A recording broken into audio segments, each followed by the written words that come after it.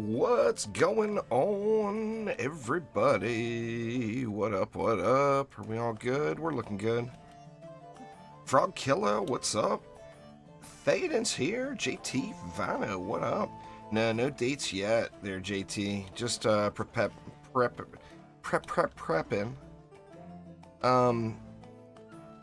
To be honest with you, I don't expect it this upcoming week.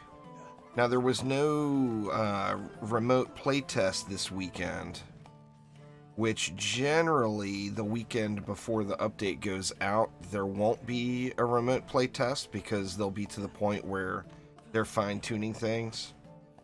However, they didn't say anything about it. You'd think if the update was coming, there would be some sort of a hype. I think that's probably pretty fair, JT, to be honest. End of November, early December. I mean, we'll have to see. It all comes down to this, and I'll go ahead and call it. If there is not a remote playtest next weekend, then I think the week after that. So if there's not a remote playtest starting on the 21st, then I think the week after that the update will hit. But, I mean, that's just guesswork, you know? Now, I was able to confirm one thing this morning, actually. I had heard it, but it was kind of a rumor, and I couldn't find the direct source where Chromatic said it, so I just asked him directly. And one thing I can confirm that's unknown about 1.2 is this pure strategy trophy is going to be fixed. So that's going to be unlocked and earnable in 1.2. Now, the problem I have with that is, you know, I'll show you here. I have done one pure strategy map. So I got a whole lot of pure strategy to do. Now, you only have to do them to wave 10. So I'm debating, do you do them? Or do you just... You know, what do you do? Do you do them all the way through, or do you just do them to wave 10? I mean, I don't know, but I mean, I'm going to get started on them today here. In fact, let's pop one in to one and get it going here. So, sadly, no, I don't think there ever will be a Massacre Pure strategy, to be honest. Well, it's one of those completionist achievements. It's not meant to be difficult. Hell yeah, Theoden. I'm ready to start warming up my controller fingers. You guys know I'm like a newborn baby when you put a controller in my hand. I've used mouse and keyboard for so long. Anyway, I mean, I don't know, but I don't think there will ever be a pure strategy for Massacre mode. And the reason being is sirens. I mean, you can't put an enemy in pure strategy mode that can't be hit by towers, right? So sadly, it looks like, I mean, I don't know. They might put in a Massacre Pure strategy down the road. But I'm thinking it's never going to happen. You were just playing you some Gears 5? Very nice. I downloaded that Gears Tactics update, but I haven't popped in and played it yet. So, yeah, and then another thing with Pure Strategy, like you got Hardcore toggle here. That doesn't do anything for you. What Pure Strategy is it's survival loot without Hardcore on. So, like, if you do Pure Strategy, say you did Deeper Well Pure Strategy on Nightmare, you're going to get the same loot that you would on Survival Nightmare without Hardcore turned on. So it's going to be the same thing there. So that button doesn't even need to be there, to be honest. Stage 1 mini boss. What's up? What's up? Anyway, let's hop on into the Deeper Well here. And actually, let me see. I can't imagine anybody's going to want to join me for these excessively boring, unnecessary runs. But if anybody does want to, feel free to hop on in. Now, I want to check another thing, too. Rumor has it that the boost pets work in Pure Strategy. So we'll check that out as well. But I'm going to pop on and just start at the beginning here, Deeper Well.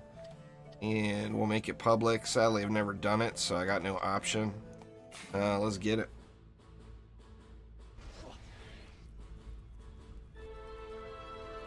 Well, that's the thing, is the achievement only requires being on medium. You don't have to do it on hard mode, so I mean, or on even on nightmare. I'm gonna get a little XP at the same time. So that is my intention. Now I want to see something. If I switch over to a boost monk and I give him, say, a striking gemstone,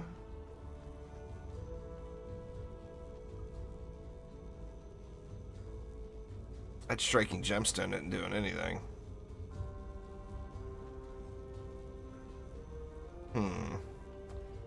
So I'm guessing that rumor is not true. Because that is clearly... I did put the striking on, right? Yeah, it's striking. But yeah, it's not doing anything at all. So no point there. So let's see. I guess we'll do an actual build then. We'll go... Well, what do we have to start? We've only got 160.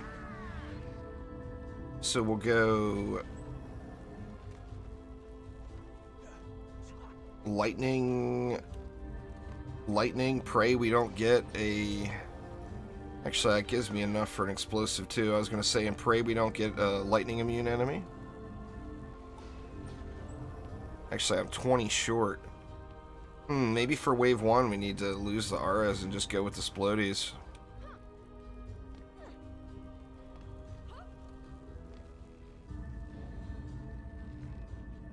Just spawn camp it? I mean, that's not a terrible idea. I mean, we could just do this, right? For wave 1.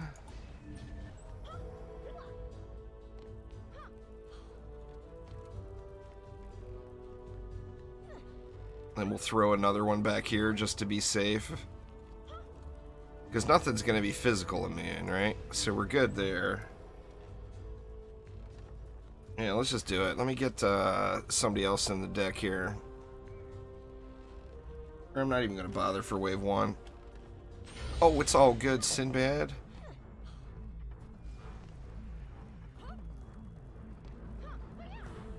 Yeah, Nightmare with my stats would be a joke. I don't want to look, though. I want to look at chat. I want to have a nice chill day and answer questions and chat with you all. How bad of a facepalm would it be losing on a Nightmare Pure strategy map when you're in Massacre gear? That would be like the ultimate facepalm, right?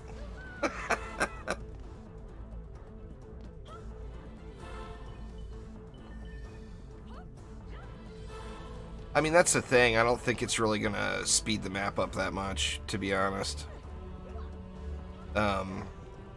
I mean, it'll obviously speed it up some, but I'm not really sweating it, to be honest with you. The question is going to be, when we get to wave 11, do we keep going or do we stop? The roadmap gets updated once a week. Oh man, I should have put something back here. I can't build, right? Oof. Looks like we're gonna have to wait for a timeout. That's unfortunate. Oh, that was quick, actually. Let's do this, so we don't have to worry about the spiders anymore. And then we'll do that.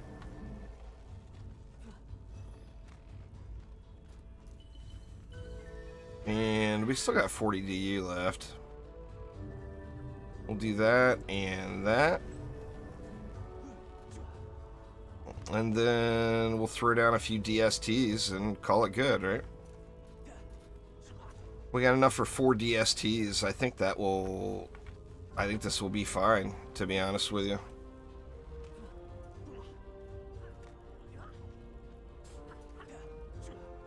As soon as we get the map built, I'm going to swap over and get some free XP. The XP won't be fantastic, but any XP is better than 0 XP. I still got characters to level, and I want to make sure I've got 5 of every character. And some characters I do have 5 of already at level 100, but others I don't. So I want to make sure I have 5 of every character. I definitely want to swap out from this guy and put, well, let's see. Do we want to bother with an ensnare? I mean, I guess might as well, right? See, we'll throw an ensnare there. I'm not sure if we're going to need any walls. Will the ogres die? Well, if I have some DSTs, they'll die, right? Let's do that. Let's go with a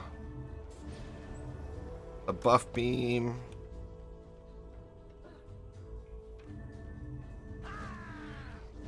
We'll go with another buff beam. And that leaves 21. We don't have very much mana left, though. Let me see. Let me grab a... Oops.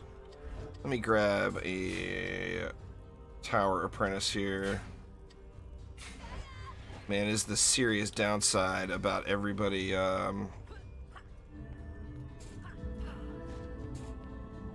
see, we'll go like that. And we'll go like that. That leaves me 5. I mean, do we even need to use the 5? I really don't think so, but...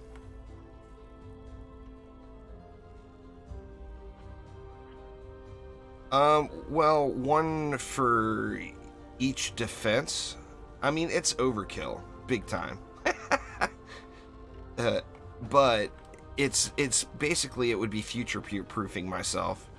I would have 1 character to specialize into each defense and then 1 to DPS on. Is why I would want 5. But, I mean, that's ridiculous amounts of overkill. You know?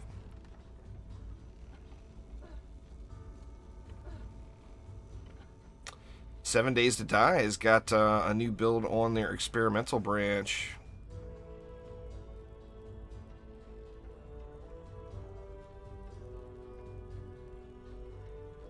Stage 1 mini boss. I'm sure that's you. It's one of the, I'm going to be putting out a video here this weekend that's unadvertised things coming.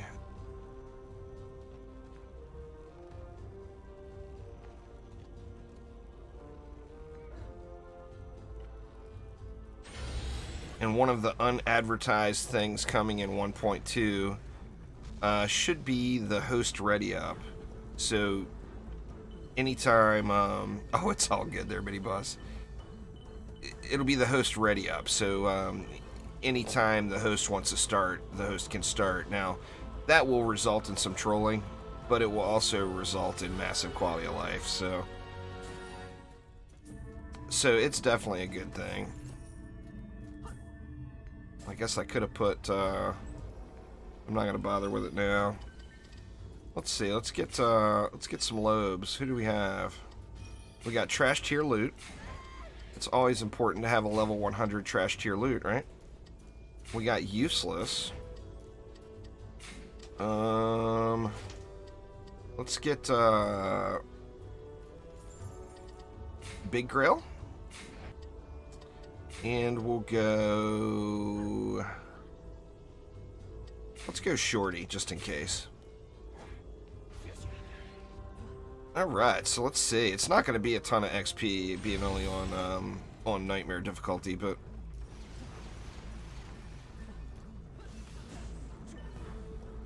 Well, I mean, that's fair, too. Never. You gotta remember, it's different, it would be different perspectives. No, 1.2 is definitely not out today. If 1.2 was out, the title would say, 1.2 is here!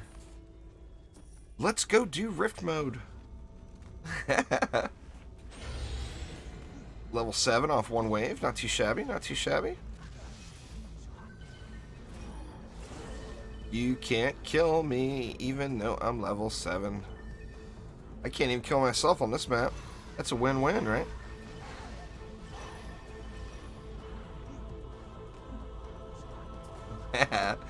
Nah, sorry there, Michael.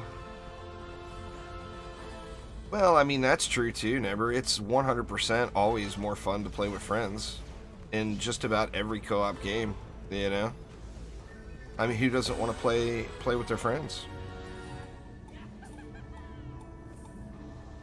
Crap, this guy upgrades in slow motion. We get out trash tier loot with the golden corgi here. He's naked, but he's at least got some levels. I mean, do we need to even bother with all the upgrading and whatnot? I'm not even sure if we do. I mean, I can't imagine we do. So let me just spam.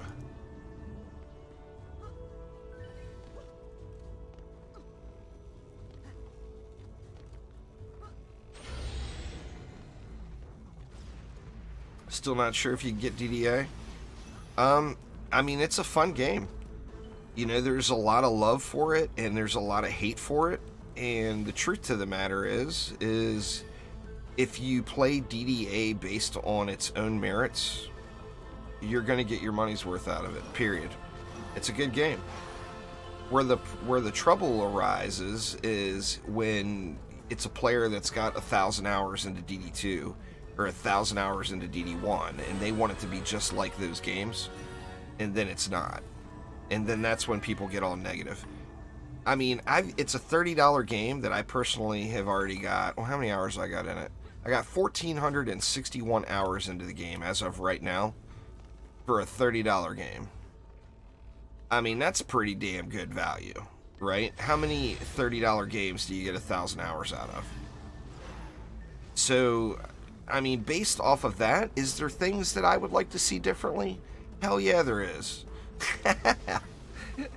I'm not giving them a free pass here, don't get me wrong, because I am one of the players that have got thousands of hours into the other DD games.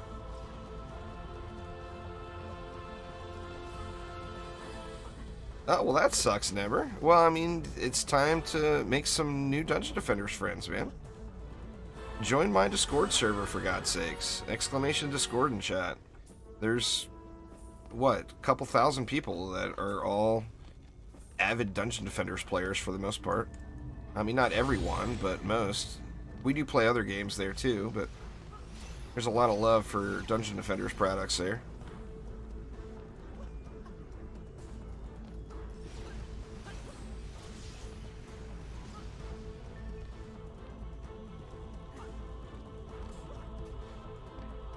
That's the thing. I mean, it's Dungeon Defenders games, all Dungeon Defenders games have one thing in common, and that is their hardcore player base that plays the game and has played the game for tons and tons of hours.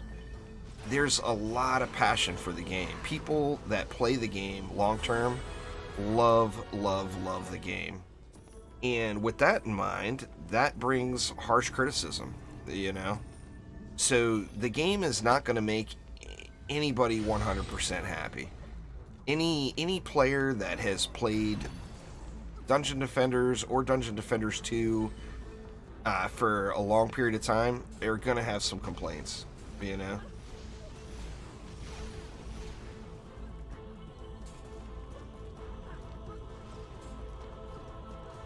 Found an exploit? I mean, yeah, there's cheaters and there's ways to cheat in every video game, right? I mean, the best thing to do would be to report it. But I mean, the thing isn't, are people going to be able to cheat in Dungeon Defenders? Of course they are. Every single video game people cheat in. The question is do those people get caught and segregated from the community? You know? Is there going to be some sort of enforcement for cheaters, or are they going to let cheaters ruin people's experiences? Particularly when trading comes into play, you know? That's when cheating really becomes an issue.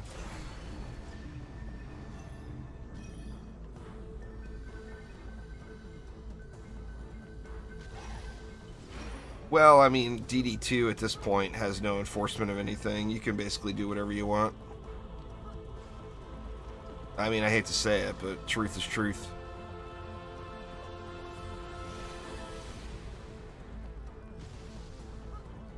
When DD2 had live service going on, they were actively banning cheaters, but at this point, you know, literally you can do whatever.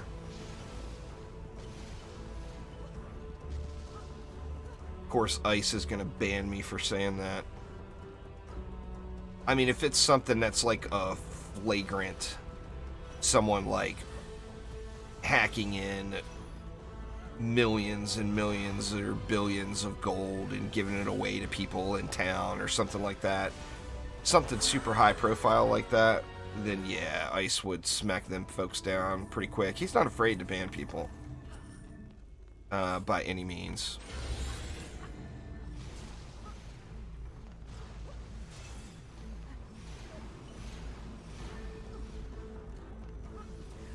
Oh, you can't play on your PC? Well, I mean, hopefully we get consoles soon. That's really where all the hype lies. I mean, out of every Dungeon Defenders related question I get, out of DD1, DD2, DDE, DDA, out of any Dungeon Defenders game, every time someone asks me any question about any game, there is someone else that asks me when it releases on consoles.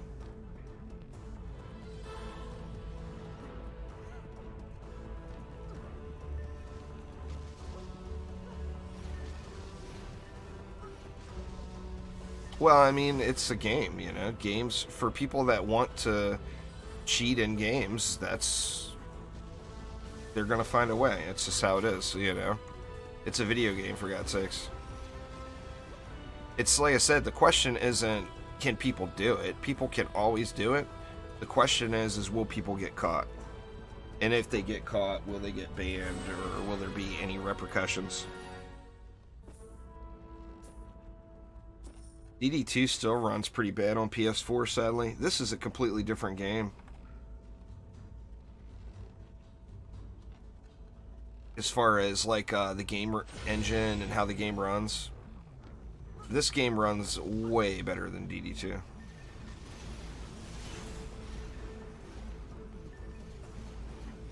I played DD2 on PS4 for a long time. The game does run like crap there. I mean, there's no doubt, you know.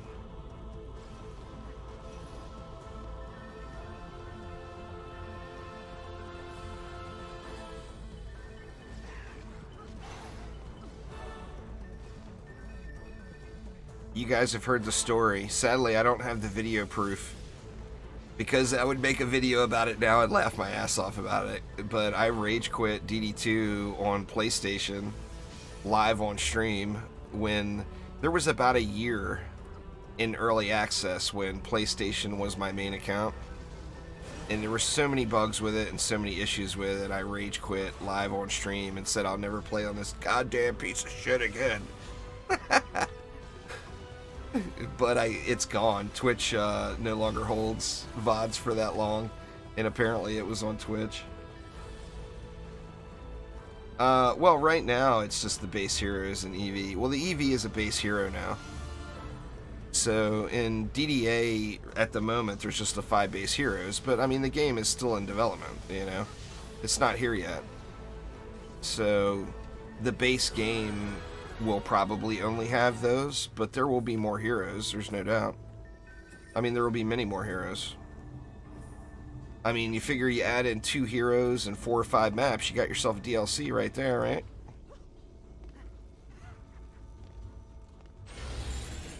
You played it on PlayStation? I played it a lot on PlayStation. I enjoyed it.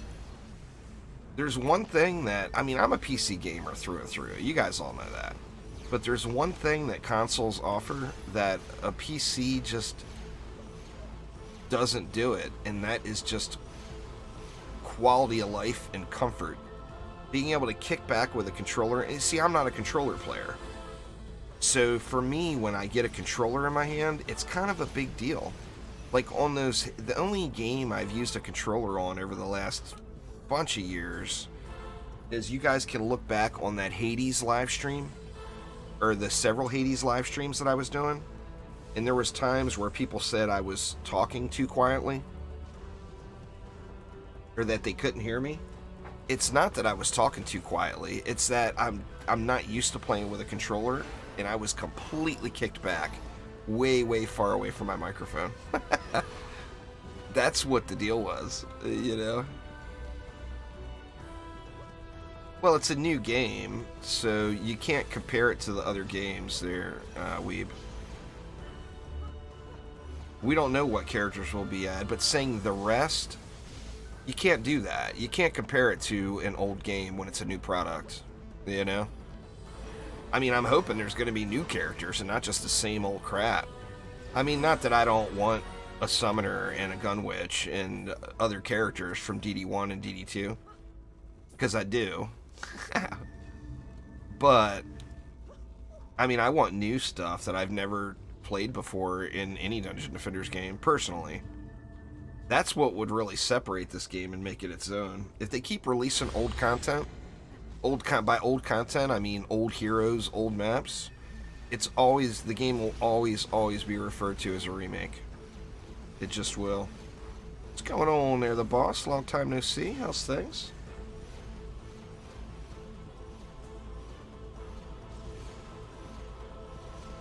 Oh, there will 100% be DLC for DDA. I mean, they're already planned. The first DLC is free. They've already publicly said that. So yeah, there will be many years of DDA content coming. We just gotta wait for it to get developed. That's the hardest part, is the wait, right? Especially when you're in at the ground floor. And look at every game. You know, like this year, the highest profile game in the last year, 2 years, whatever, that I've played, and I was too excited about, and I started grinding the crap out of it the day the game came out, and then now I don't play it anymore. Is Borderlands 3. You know, I played Borderlands 3 like 200 hours probably in the first 2 weeks the game was out. I had like 200 hours into Borderlands 3. So, I mean, within like 3 or 4 weeks, I had every item in the game. I had every character in the game had been gone through on regular and true Vault Hunter mode. Yeah, I had done everything, you know? So that's the bad part with jumping on super fast and grinding it out. Not stopping to smell the roses, you know?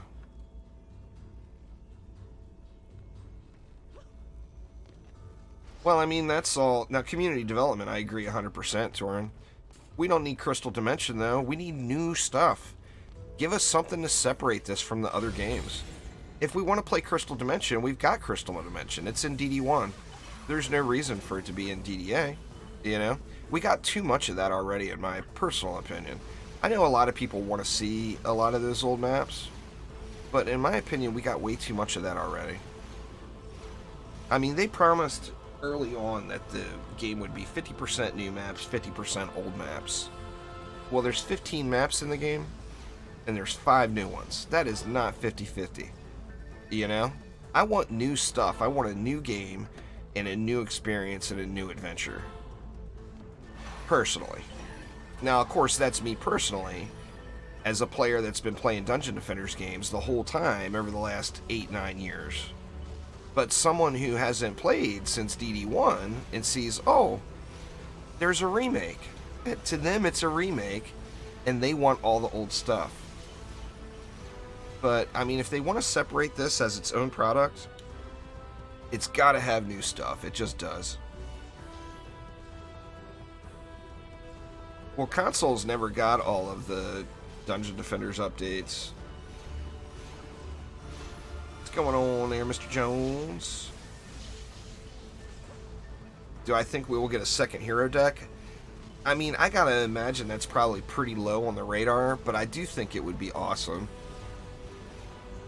There's been several people suggest it, like a hero deck of set for just builders, where you can go, you know, hit Control F5 or whatever, and you get a whole new hero deck of all builders or whatever for swapping out and building the map. I mean, that would be awesome. But that's not a feature that's in any Dungeon Defenders game now, and that's a feature that will take a lot of design time, if they even consider doing it. But I mean, I'm with you. I think it will be an amazing thing. I can tell you right now, if they add mod support, which they plan on, or they're hoping to, mod support that's going to stretch to all the consoles and not be like DD1. I mean, you're probably going to need a PC to make a mod for DDA, period.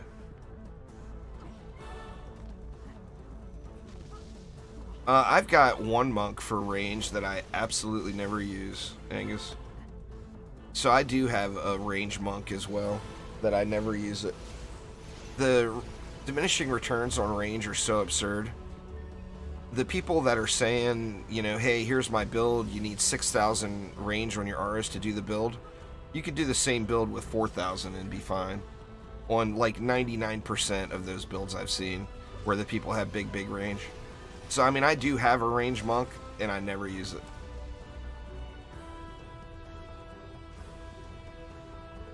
Kind of a shame, really.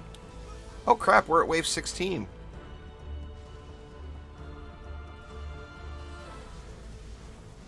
Let's see what these guys want to do. Finish it or start a new one.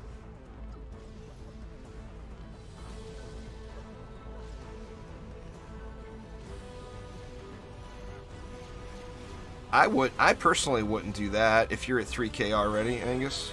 You need to just get better armor pieces, because you're going to get higher than that just off of your armor. Just from getting better pieces.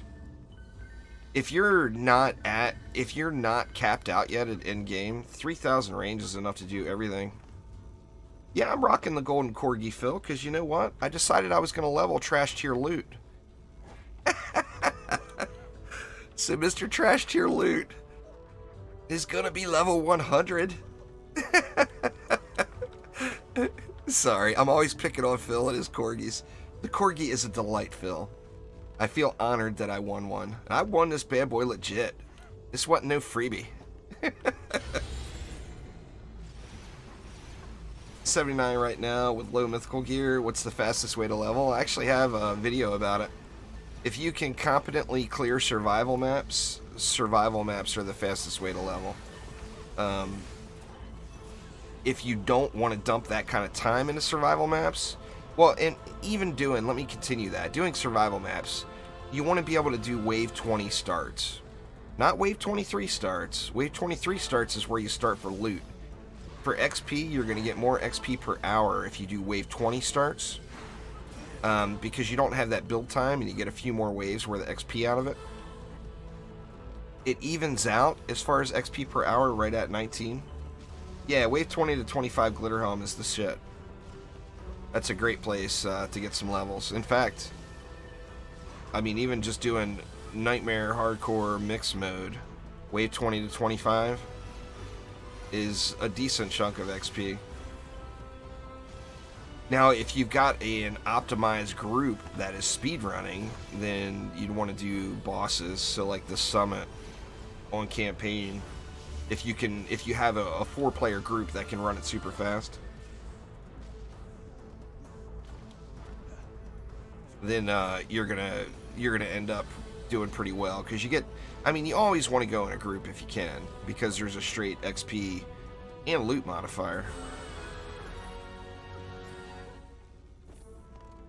Level 60, any tips? Just keep on grinding there, Dream Villain. You're about to get to the point where the grind starts. You're probably there. Like, the first big grind in the game is getting to level 70 and getting Nightmare opened. And then you see how fast you get to level 70 and you're like, oh my god. When you see how much XP it takes to get after that, it's the same as DD1, you know? You hit the big wall and the XP values go way up.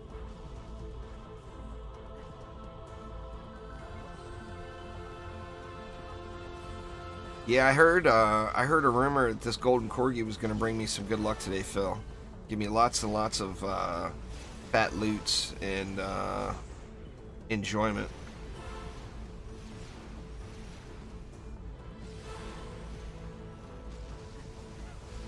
What's going on there, Sith Phil?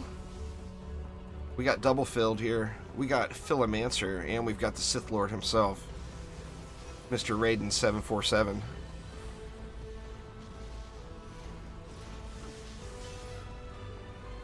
You guys are going to laugh your butts off. I don't think I'm going to be able to do it. I can play games on Twitch that I can't really play on YouTube because they'll get, you know, I'll get community flags and stuff. But I was debating on doing a Dirty Abigail's weed farm playthrough in Stardew Valley. And I looked at the mods this morning, and it looks like the mods aren't updated. It was like, oh no! You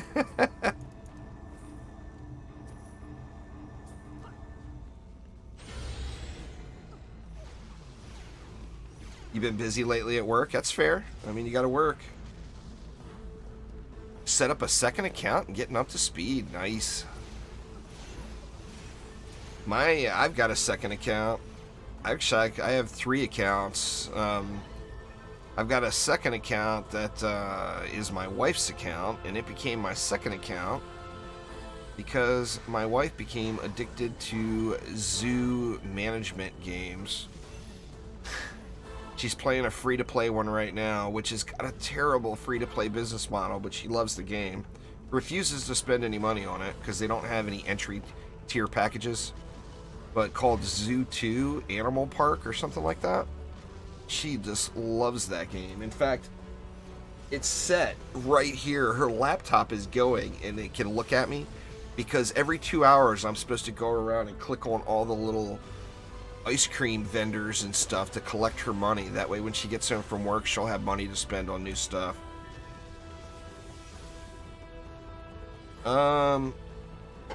I don't believe you can sandbox E on DDA. I don't know though. Or no, you can, because it's got different named profiles now. You couldn't early on, but you probably can. Yes and no. Ian. It's got a lot of familiar things from DD1, but it's not a DD1 remake. In fact, diehard DD1 fans would say they don't like the game because it's not enough like DD1. And then people who don't know any better would say it's a DD1 remake. So, I mean, yes and no. They put, in my honest opinion, they put way too many of the original maps in.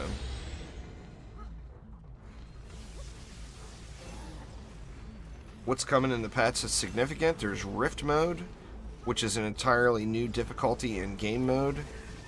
It'll be a toggle like hardcore, so you can turn it on at any time. Like you're a brand new player, you're in hard mode, say for example, and you're not ready to jump up to insane, but you want to try something more difficult, you can try out Rift mode. You can toggle that on at any place. There's transmogs that are coming.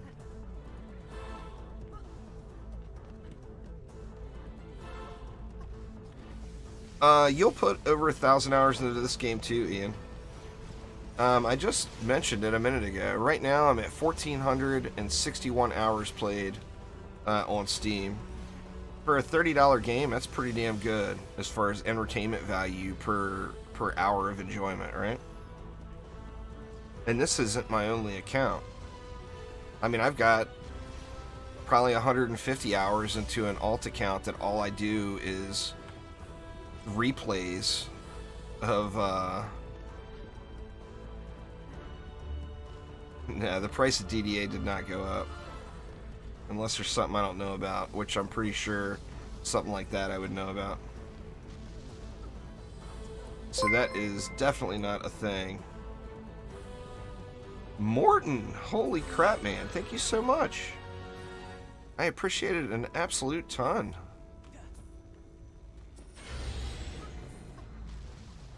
You, sir, are a badass. Thank you very, very much.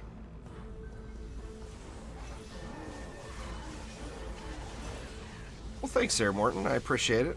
I don't intend to stop anytime soon. I keep getting it. We don't have a date for when yet, Brenton. I'm gonna guess based off of what we see next week. I can tell you that it won't be here next week, or I would be super shocked if it's here next week. If so, then Chromatic really did terrible at building any hype for their game. So I don't think it's going to be here next week. I can tell you that if there is no remote playtest next weekend, where there's not one this weekend, if there's not one next weekend, then I think it will probably come the week after that. If there is one next weekend, then it will still be at least 2 weeks. There's no microtransactions, Ian. They've actually made a very, very strong point of saying there never will be any microtransactions in DDA. It's a retail game. You buy it, and then you buy the DLC. If and when the DLC comes out. I mean, we know there will be DLC, but the first DLC is going to be free. They've already said that as well. So we got one free DLC that we'll get sometime in 2021, I'm guessing. I want the DLC, obviously, right away, but I kind of do hope that the game is out on all platforms before that happens. Or another way, since cross-saves are a thing, to make people feel a little better about cross-saves, I think would be to launch... If they had... We know Switch is coming first, right? Switch has got the exclusivity. It's not a remake, Ian, so there is no transferring. It's like... It would be like saying, can you transfer your characters from Borderlands to Borderlands 2? It's a completely different game. It's its own standalone product. No, legacy characters were characters from people that played in the beta. There was a variance there in legacy and or in beta play and in live play when the game launched. And legacy characters were ones that were created in the beta. I mean, it's like I said, there's things that I would love to see in Dungeon Defenders Awaken, but if you judge the game based off of its own merits and don't compare it to any other games, or don't compare it to another Dungeon Defenders game, you're gonna love it and it'll be well worth the money. You know? There's no doubt in my mind that anyone that wants to get to end game can easily put 1,000 hours into the game. Without question.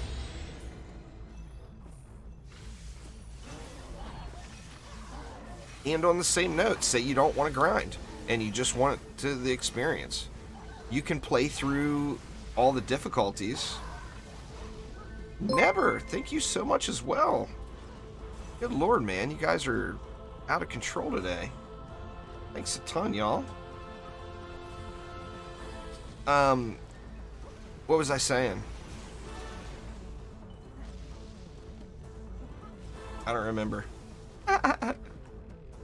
Well, I mean, we don't know when it's coming out. How I'm prepping for 1.2 is one thing that we do know, and I actually got confirmed this morning, is that the pure strategy achievement in Steam, which is currently broken, is going to be fixed and working in 1.2. So, I mean, I haven't done the pure strategy maps yet. So that's how I'm preparing. Nope, not yet. 2021, there, Mike. We don't have any dates yet.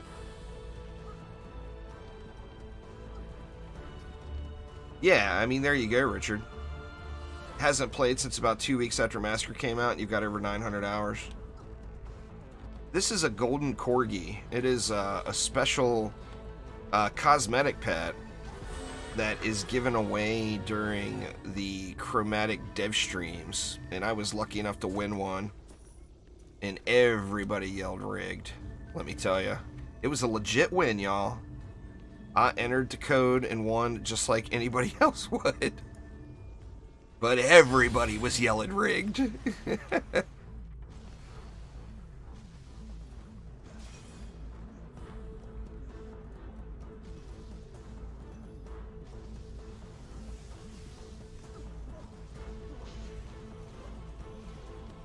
Nah, they don't. That was the first thing I tested when I loaded in their Black Flame. I was ready to throw my striking gemstone on and let it fly, but they do not work in pure strategy.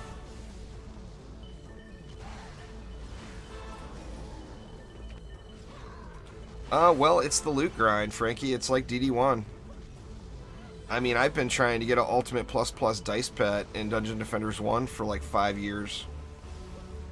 Probably 500 hours given directly to that, and I still don't have one. Well, I still don't have one that has high rolls. I've found them, but I found crappy rolled ones. So, I mean, Dungeon Defenders, if you look at Dungeon Defenders 1 and you look at DDA, it's a game of collecting and farming. It's a game of farming super rare loot. And if that's your sort of thing, then you will absolutely love the game. Where DD2, that went away, and their loot really has no importance. Loot is only the things that hold your shards and mods. Just wish they fixed Summit. What's wrong with Summit? I just did Summit just a couple nights ago.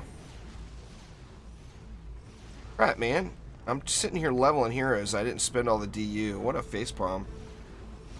Oh, well, that's not really that big of a deal. The siren getting stuck. It doesn't keep you from being able to play. Stuck mobs are just always going to be a thing. If you look at every third-person action defense game out there, which, I mean, just look at the big three. Dungeon Defenders, Orcs Must Die, and Sanctum. All three games, stuck mobs. I think it's part of the deal with a tower defense game in 3D format like this. Not that it makes it right, don't get me wrong. Siren stuck issues on Summit will be fixed on 1.2, there you go. Phil is not only a developer for Chromatic, but he is also the caretaker of the Golden Corgis, so you heard it straight from the official source. Yep, the projectiles being fixed, we already knew about that. It will definitely be there in 1.2. I can show you guys. I got a bag full of polearms to give away to you all. Because guess what else is coming in 1.2? Player trading. Not in the first part. It'll be here in the second part of 1.2. 1.2 is shipping in two separate updates. But yeah. Let me show you the salt sack. Here it is. Ba-bam! Oh yeah, we got polearms ready to go out to the GC community here.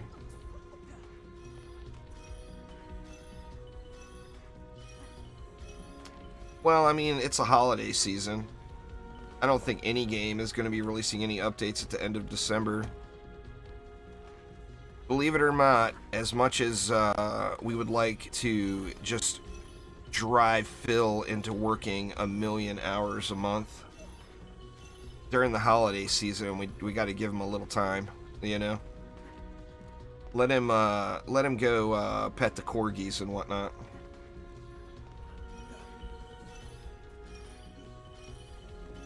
So I can't imagine there will be any update at the end of December in any game. I got me a poo-tier giraffe.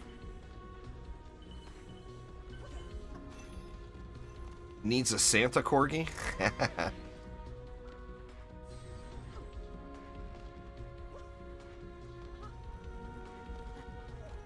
I'm excited to see where it goes. I mean, things that are like further down the line on the roadmap are things like community events, community created content. I can tell you right now, Phil, and I'm gonna pester the shit out of you because I'm gonna need you to help me. But if this game gets Steam Workshop support, I myself personally will learn how to do the things in Unreal or in whatever format we are given, and I am going to create a fishing minigame because there will be fishing in Dungeon Defenders. I'm just saying. If I gotta mod it and put it in the game myself, that's fine. But there's gonna be fishing.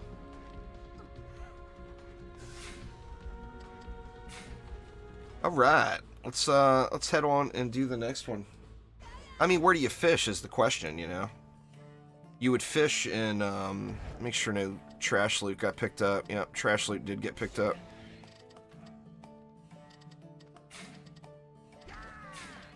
I guess I can go through and clean my bag up after. Ooh, I want to see what my Lobi's got. Through one deeper well, pure strategy, all the way from the beginning. Gets you from level 1 to level 48. Not bad, not bad.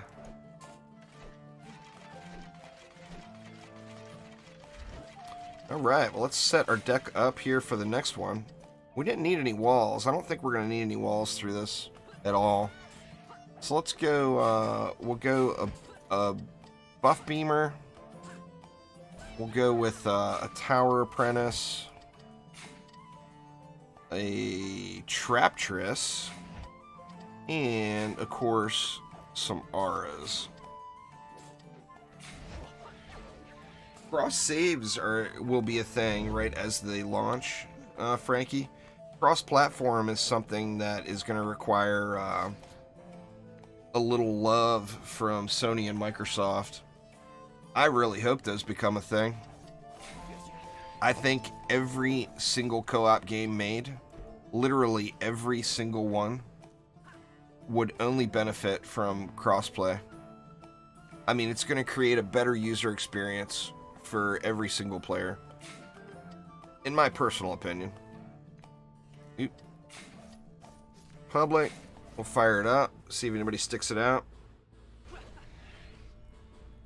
But yeah, so I mean, I'm a firm believer in crossplay. I think not only is that the future of gaming, but I think it's a future that has got too many politics in the way right now, and will just certainly make for a better overall experience.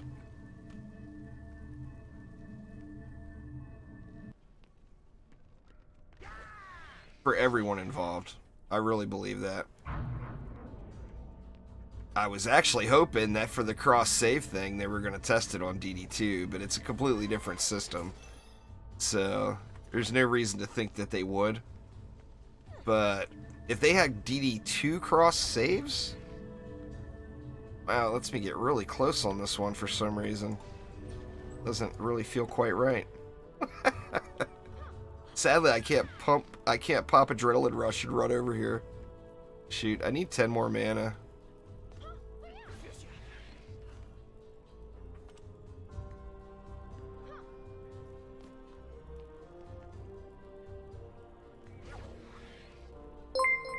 Sith Phil with the membership. Welcome to the Juicy Nation. They're Raiden 747. Thanks an absolute time.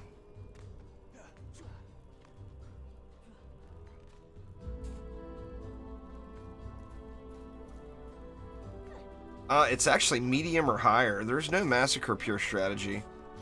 Black Flame.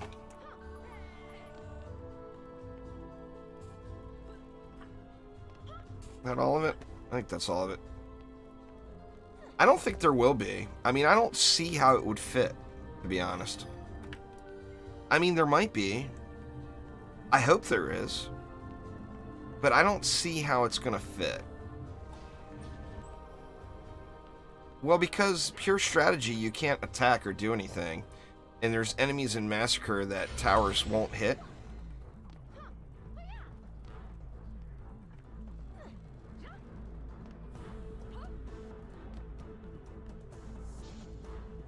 Oh shit, I forgot to put one for the spiders. God dang it.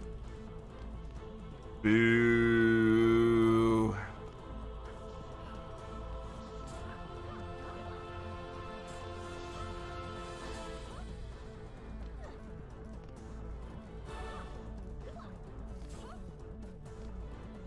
You just can't have a pure strategy mode that has enemies that are immune to damage from towers, you know? Oh, man, I wish I could pop Adrenaline Rush just for the speed boost to get around. It's my own fault for sitting on a character with a rock pet. I actually have farmed enough Alch Labs now where I've got a rock pet on every builder. And that's good and bad. I mean, it's good for the stats. but it's bad for the can't get around the dang map. Come on, little spider. Just die already. Well, I mean, I've done it. I'm done it a couple hundred times. You know, I mean, I don't even know how many times I've done it, but it's a lot. Let's see. Let's get some DSTs in.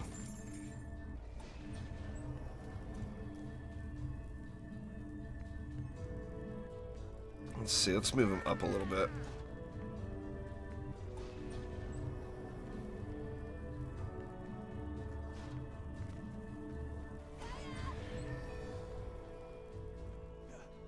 I think that's a pretty good start. I've still never gotten any of those ridiculous ones. There's some really, really good rock pets. The thing is giraffes are really easy to come by, and it's really easy to get a pretty decent roll. Where rocks are super, super elusive, and then when you finally do find one that's godly, and then it's got the wrong stats on it or whatever. Yeah, DPS rocks. It's definitely, it's the super rare thing.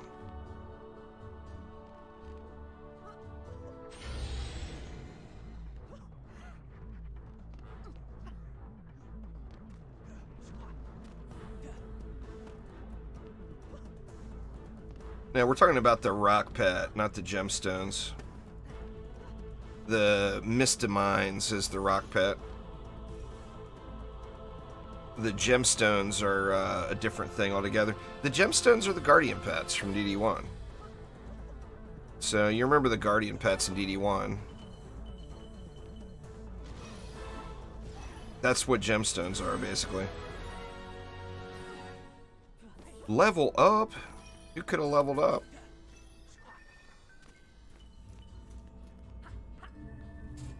Alright, let's just spam. Spam some stuff. Let's spam stuff.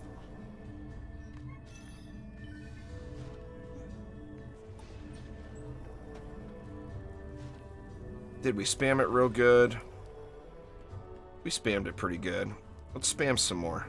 Now let's go with, we'll get a little eye bleed in the mix too. So let's go with some a dish. Yep. Out of juice. One next wave. Or is there enough? Let's see. So close. So close, yet so far away. It's all good. One more wave. What's going on?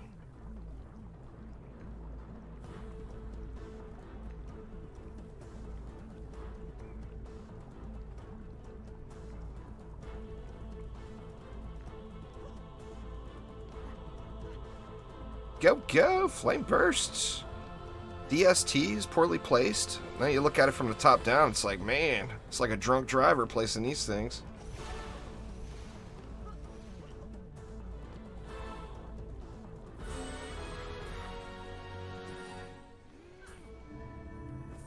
Everyone is impaled by their weapons.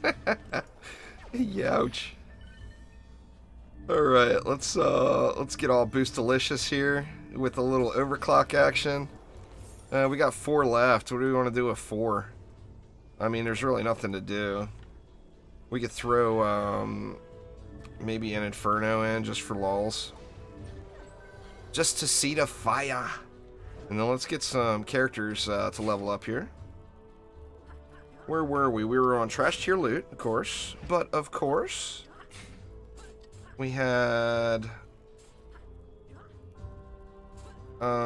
Useless. And then let's get Big Grill and Shorty.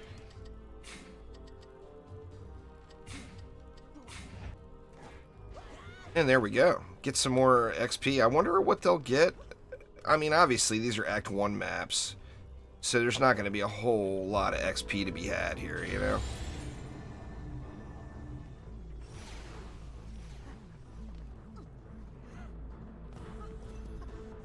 DDA is Dungeon Defenders Awakened, and it plays similarly but different than Dungeon Defenders 2, Carlson. It's more like the play of Dungeon Defenders 1 than 2.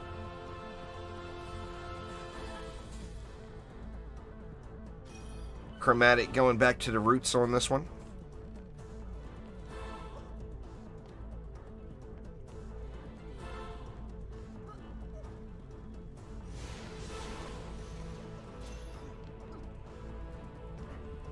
No, it's not free to play, no microtransactions, so just that alone is going to change the game massively. There's no Lightning Strike Aura in Dungeon Defenders 1 or in Dungeon Defenders Awakened, Subrui. Only place that exists is in DD2, and in DD2 it's been both. It started as an AoE defense, and then it was turned into a single target. You got DD1 vibes watching it? Fair enough.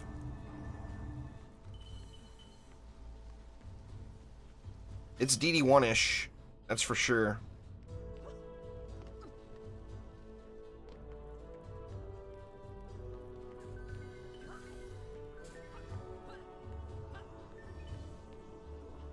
I mean, it's definitely a game worth checking out. Period. Yeah, there will be more maps. This is the base version of the game. So it's launched with more maps than DD1 did it at its base version, and more maps than DD2 did it at its base version. So it's got more, it's already got more maps than DD1 or DD2 launched with, and there will be many, many more to come. You gotta remember, this is base game with no DLC or anything added in yet. And, I mean, you can look at, well, I mean, look at DD1 and see how much the DLC had changed DD1 over the years. I mean, this game 2 years from now will be completely different than it is now.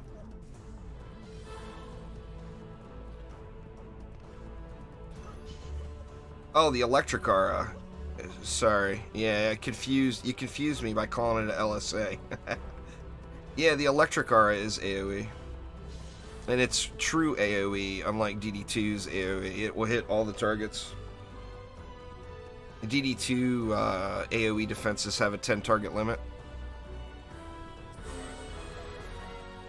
In DDA, it will hit all of them.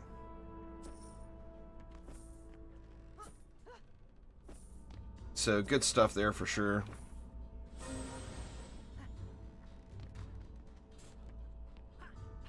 DD2 hasn't been discontinued, but it's finished. It's done with development. There is a minuscule chance that there could be another update for it at the end of 2021, but it's a pretty remote chance. So it's not something I personally would expect to happen. And then if we do get it, it will be like a huge bonus, you know? I mean, the game still runs, still have servers. The servers aren't going anywhere in DD2, but development has completed on the game. Time to move on to the new product, you know? Well, from Chromatic's perspective. From a player's perspective, play whatever you're having fun playing. Whether that be DD1, DD2, DDE, DDA, DD whatever. If it's fun, then it's serving the purpose that it should be serving.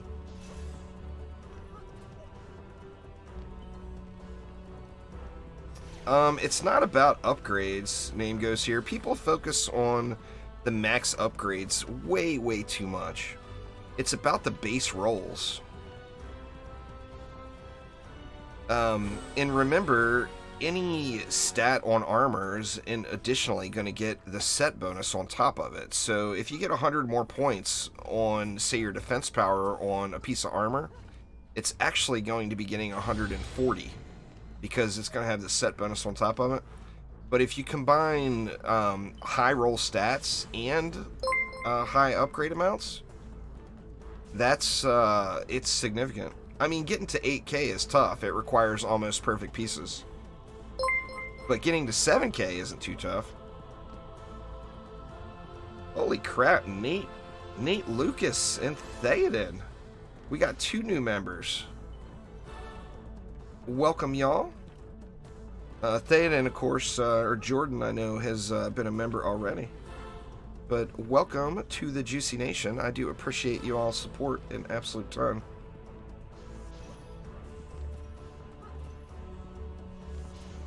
Well, I mean, that's the thing, is the cost to max a level 60 piece is going to be really nothing in comparison. So, like, if you went and upgraded all your level 60 stuff, don't sweat it. You know? You're going to earn so much more gold than that. I mean, if you clear Summit, Massacre, Hardcore, Survival, just on a Wave 23 start, not even including going through the whole thing, it's like 1.7 billion gold. I mean, you're going to get a lot of gold as you progress through the game. So don't worry about it, man. The main important thing is that you had fun, and upgrading your level 60 stuff probably really helped your progression early on when that was your good gear, you know? So look at it that way.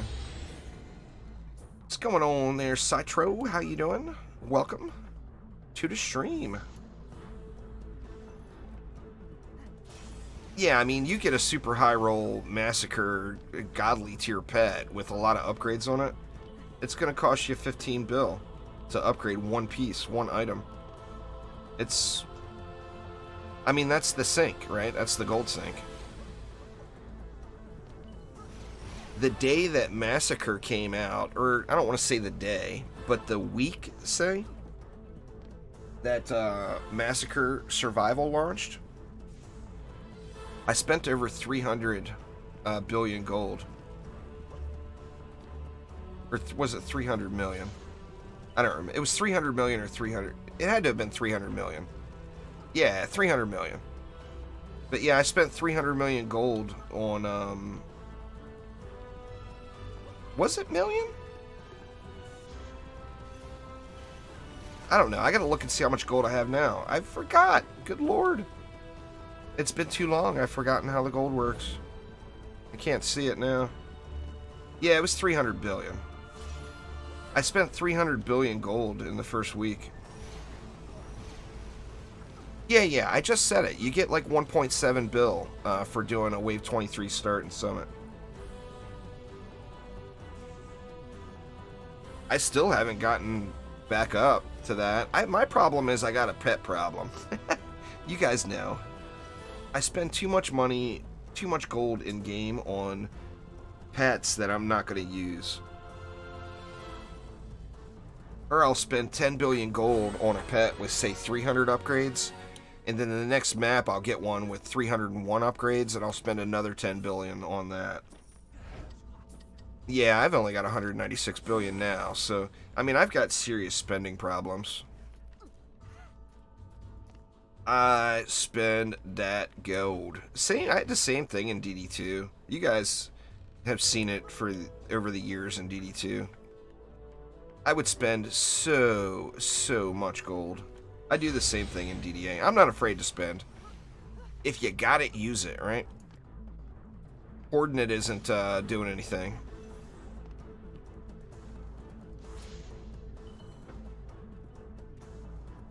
Yeah, I want to say it's like 3 billion. Sith Phil. Thanks an absolute ton. I appreciate it so much, y'all.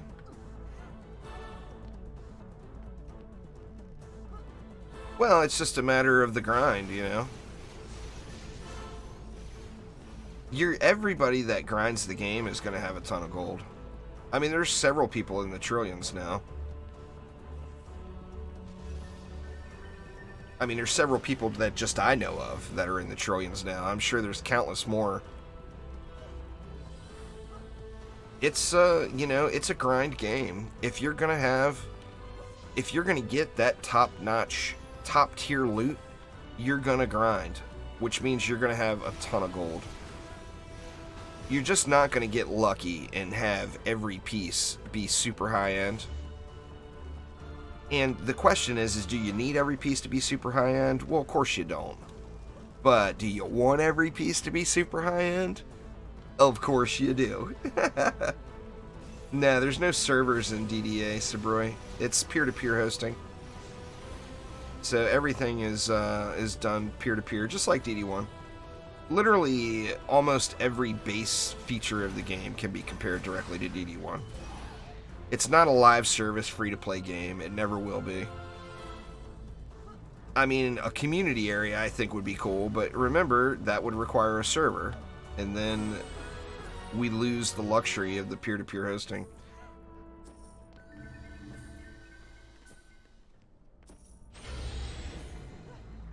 Where are we at? We at wave 10 now. I guess we'll just burn through it, though. No, there will be trading maps. It'll be exactly like Dungeon Defenders 1, Black Flame. People will start a map, and it will be for trading, and they'll sit in the map.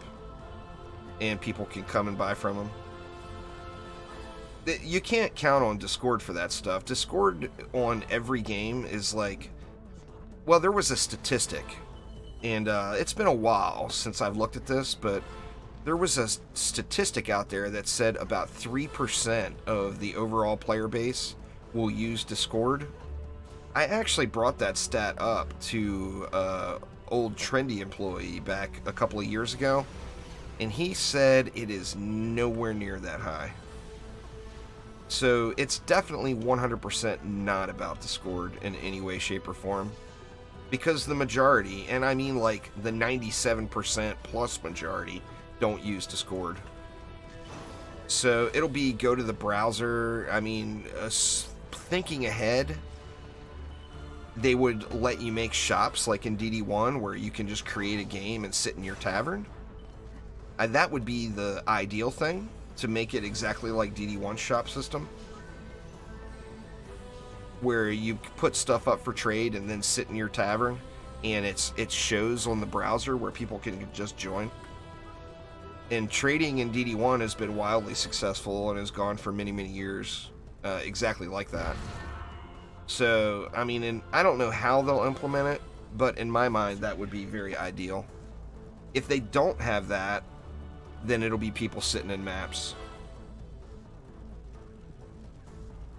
Somebody will start up easy mode deeper well, which no one in their right mind is going to look for matchmaking for, and they'll name the group player trading or something like that, or player shop or AFK shop, or it'll be something along those lines.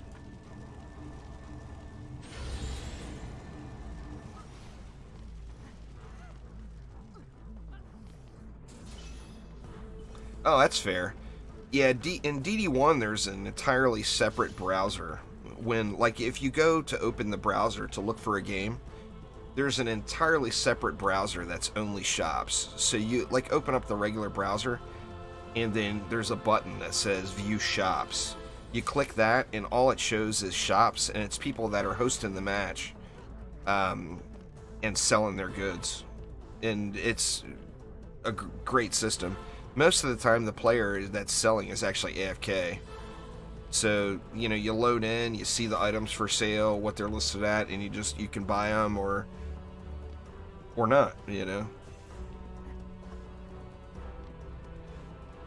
What's new in DDA that's not in DD1?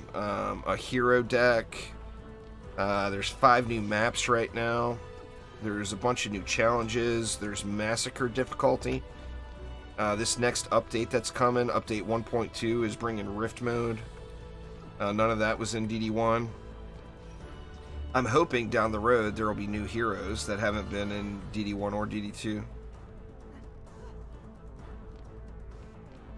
What's my favorite hero? I mean, it's already here. I'm a big fanboy of the monk in the EV. I was in DD1, I was in DD2, and I am in DDA, and the EV is already here. So, I mean, my personal wish as far as returning heroes is already done. Now, I would like to see the Summoner, but if the Summoner doesn't come, it's not going to ruin my day. I mean, in a perfect world, you have everything, right? You get as many of the old characters back in to appease the people that haven't played in 8 years, and then you add lots of new heroes in to appease people like me that haven't, or that have played constantly and want new stuff. So, I mean, in a perfect world, we would have all the things. So, I mean, that would be ideal, right? Get all the fan favorites from DD1, all the fan favorites from DD2, and then some entirely new stuff to separate it from the other games. To me personally, I think that would be the most ideal scenario. But, I mean, I'm not the guy that's doing all the work. I tell Phil all the time, I don't know why you developers are saying stuff takes so long. All I have to do is hit this button that says update now, go make a coffee, and come back and play the game with all the new stuff. But, you know, I mean, that would take an enormous amount of work to do all that.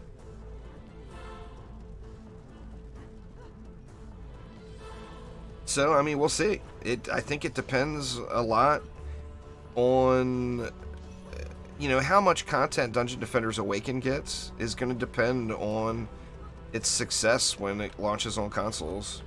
And remember, coming to the Switch, there's, you know, now the Switch has been received as kind of a second gaming platform by many, many people. You know, I know PC players that play Switch.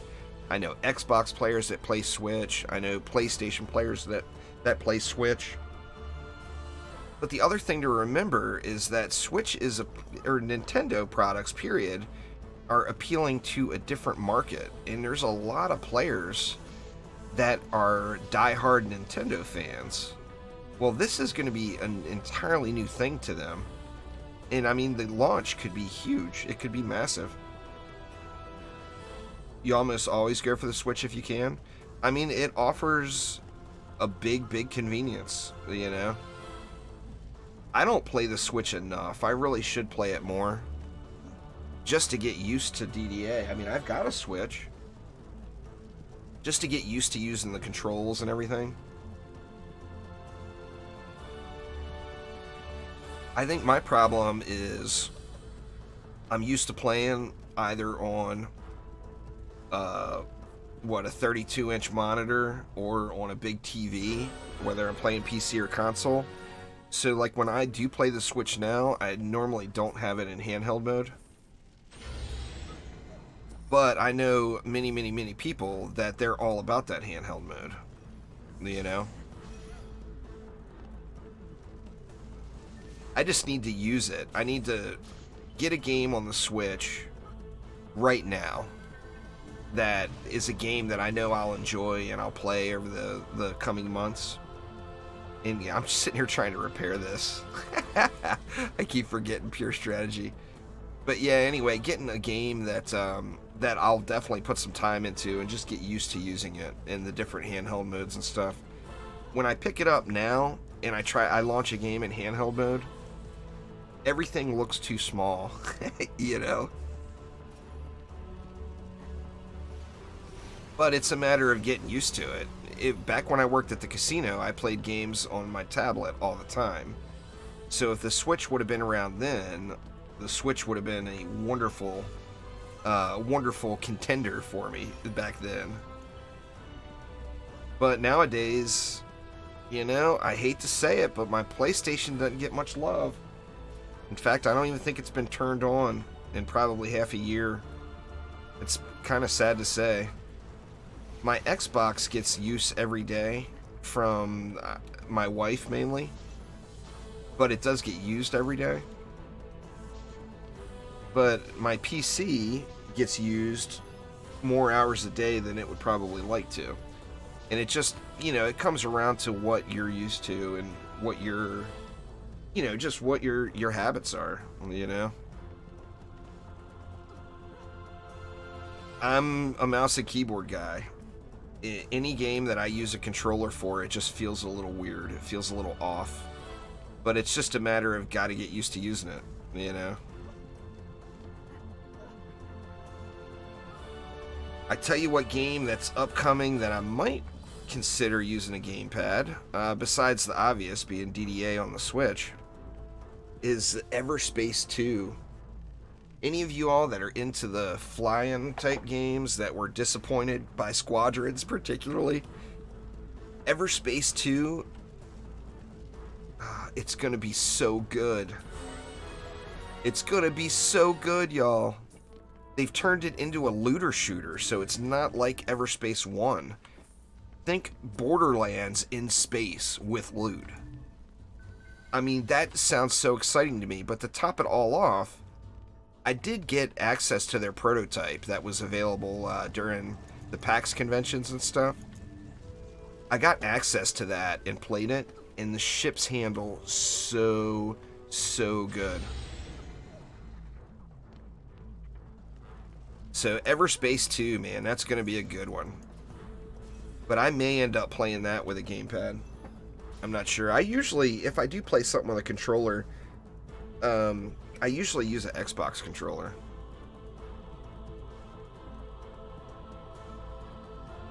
It's just easy. You know, plug and play, and it works with everything.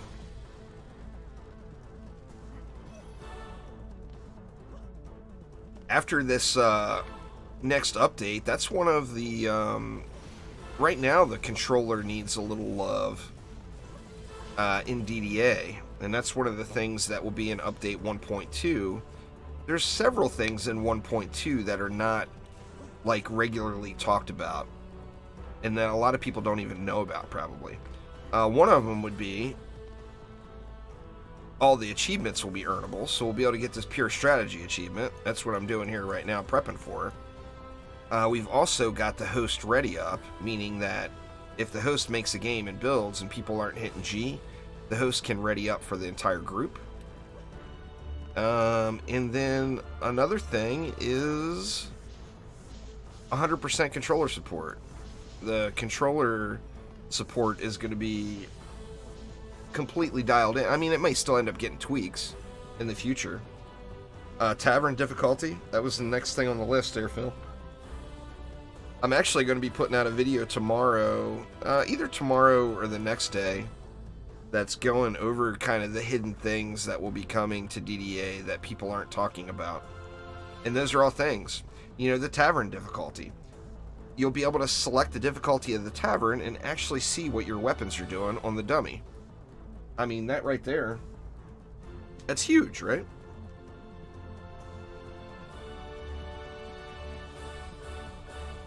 Oh, it's the ultimate quality of life for people that build, Michael. There's just no doubt. The EV puts out a ton of DPS now. You just have to fine-tune it. The EV puts out the exact same thing as a decked-out Huntress while it's boosted in their proton charge phase. It, she can dish out the pain.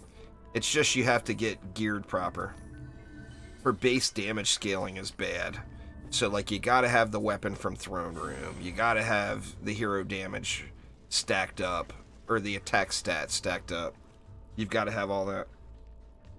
Yep, this is the newest to the franchise. Dark King Dungeon Defenders Awakened is what it's called. It's out on Steam now. Will be coming to Switch in the hopefully near future. And we'll be releasing on Xbox and PlayStation after that.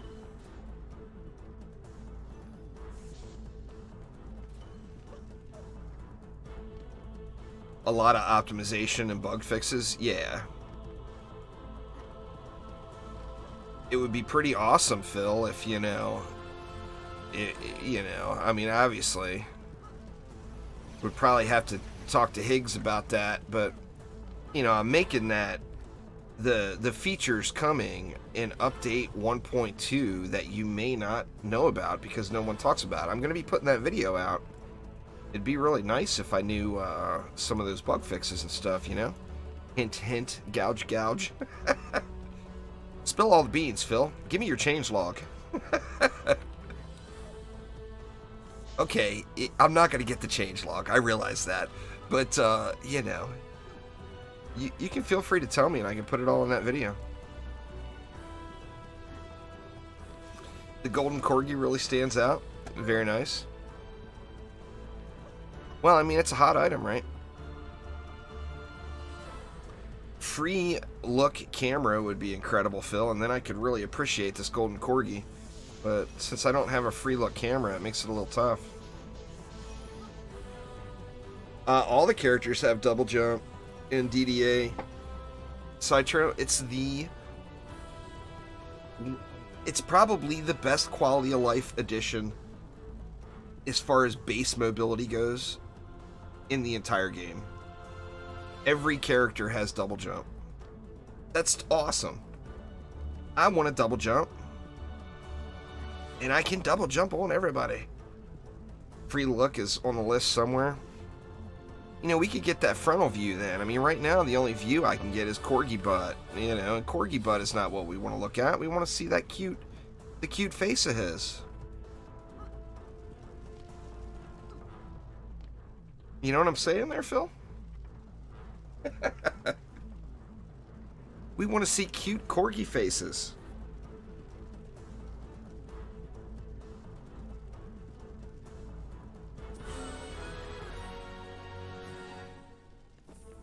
Does that mean Monk is nerfed? No, Monk is actually my favorite character to play. The only reason I'm on this character is because I'm leveling alts right now as we do this. Monk is definitely my character of choice. I adore playing the Monk. Love it.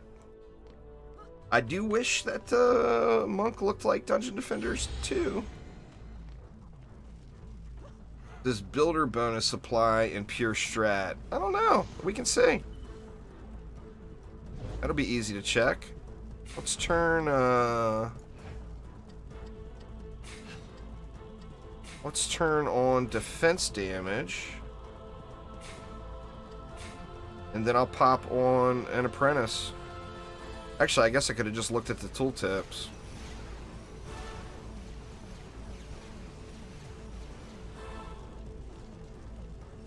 I'll get these upgraded evenly here. Actually, I'm not going to have enough mana to upgrade them all evenly. I can just look at the tooltip and see.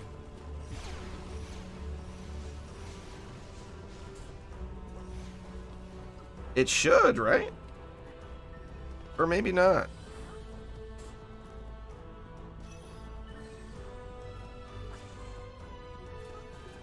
Yeah, I have no idea either, to be honest. I've never checked. I want that sweet, sweet XP, though. I need trash tier loot at level 100, Phil. Yeah, you've got 2 attacks. Like, I can't use them now, but every character has got their primary and secondary attacks.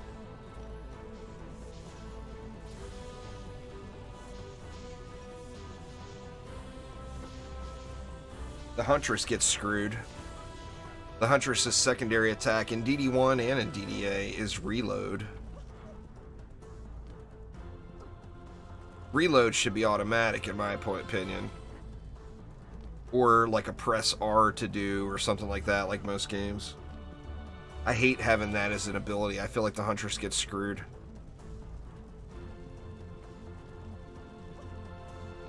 Well, I have to get on my character. I gotta switch over. There, Mr. J. Oh, it's all maxed? Sweet. Yeah, it'll be easy to tell then. I mean, we can tell by the tooltips, but I'll actually run a wave. I'll run a wave with my apprentice out, and we'll look at these DSTs. What they're doing, 1.5, 1.536.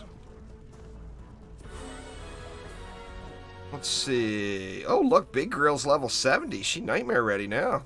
You go. You're a Big Grill after all. That was themed, y'all. I didn't really name my EV Big Grill. But, alright, let me see.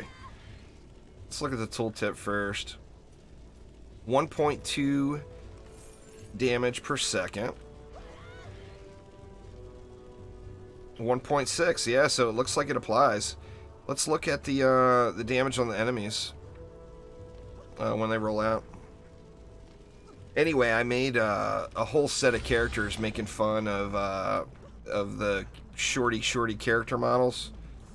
So I named them Short, Shorter, Shorty, Shortest, and Big Grail. Oh yeah, 2 million DST damage per hit. So it definitely counts.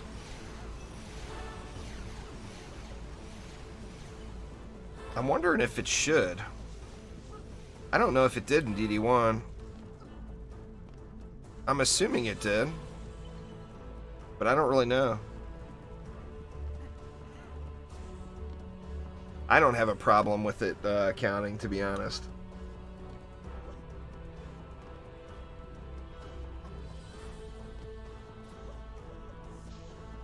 You know, with pure strategy not being the loot mode, it did in DD1. Alright, there we go. Dizzy is our local pure strategy expert. She knows all about that stuff.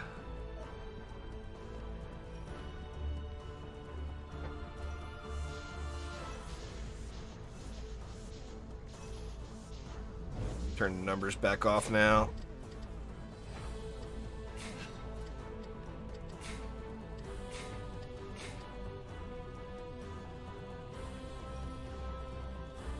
Nah, the pure strategy is survival without hardcore. So you get survival loot without hardcore, so it's not as good as you would get in a survival map with hardcore turned on. But on the same note, it's not as hard. So, although I would like to see pure strategy taken a little bit more seriously, overall, the bulk of the player base don't play it. So I could see why they would not bother adding or spending too much more development time on it. I personally like it. I play Dungeon Defenders games for the tower defense aspect, not for the hero aspect. You know, if I want to get all crazy with a hero that I'm playing, I'll play Warframe. You know, that kind of situation. Who did I have here? Was it Big Grill? I think it was Big Grill.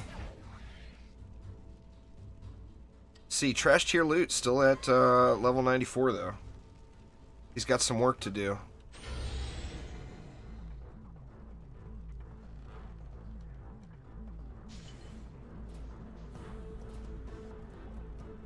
I mean, it's exactly that. It's survival without the hardcore modifier. It was in DD1 as well, but in DD1 the hardcore modifier, like you said, was more.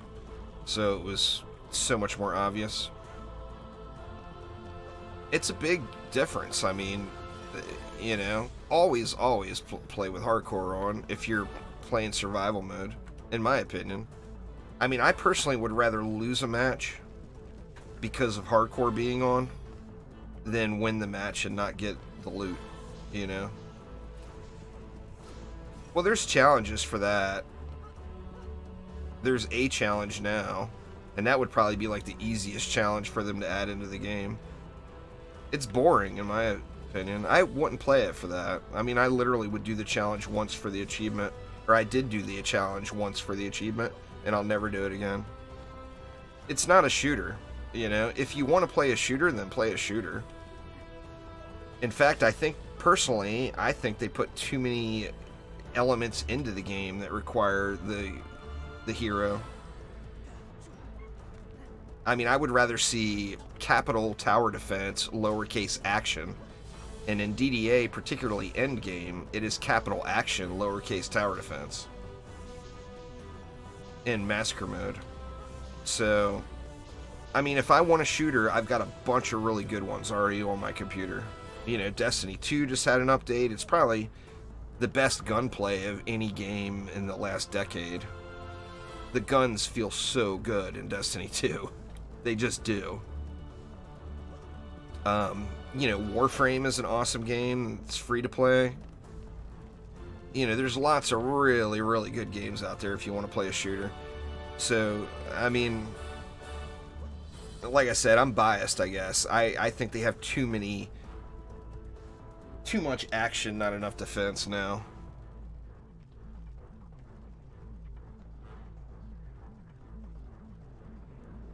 Or there you go. As Dizzy put it, massacre equals looter shooter with some defenses. And that couldn't be more true. I would have to agree 1,000 times over there, Didi.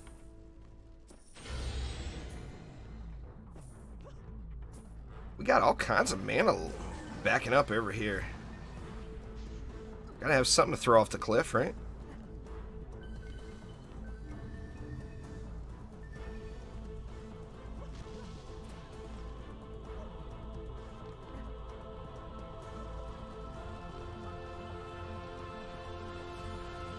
We'll get there. We'll get there. What are we at? We're at wave 19 now. We actually made pretty good time on that first one. I didn't look at the time, but considering we were playing super casual and not really caring about the time, I mean, I've only been live for 90 minutes, and we're already almost done with our second full pure strat.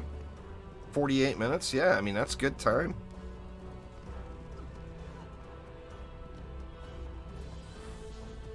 Now, obviously, we're spawn camping. Some stuff is making it through, but...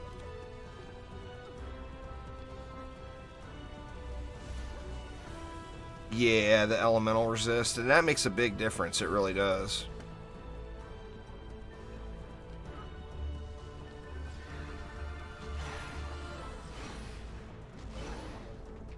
Sadly, DD2 has brought into Trendy and then Chromatic's mind that hard counters are a good thing. And hard counters actually, when they were introduced into DD2, people raged about it. Like, the player base took a big hit.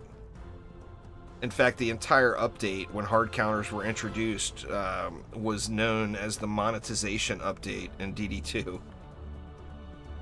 It's, you know, I mean, I realize it's a strategy element that's probably easier to add in than a different strategy element. No, there's no elemental combos like that, but there's defenses. Like DD1 and DDA have a gas trap. They have shock beams on the EV. So the gas trap is a poison element that stuns. Shock beams are electric element that stuns.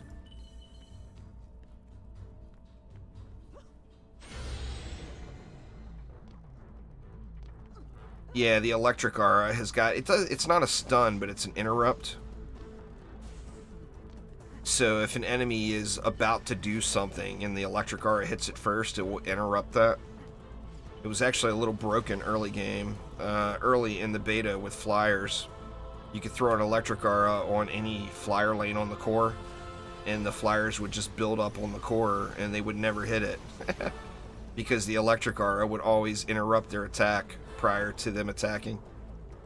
That's been fixed now, but I ain't gonna lie, I did it. I did it on the summit. I think it was insane mode back then. Or maybe it was nightmare. I don't know. It was still in beta. It was a feature. That's what we were all used it as. It's like taking off your gear and putting it back on. Like you see a lot of people in DDA putting up builds that require stripping your monk down naked and placing auras and then putting all your gear back on. I mean, obviously, it takes more effort to do that than it does to just build the map. And it feels kind of dirty when you do it, but people look at it as it's a feature. Well, it worked in DD1, but in DD1 the towers didn't stack, or the auras didn't stack, so there was no reason to do it in DD1. You pop 2 electric auras overlapping each other in DD1, only one of them would do damage. In DDA, you pop 2 down, they both do damage.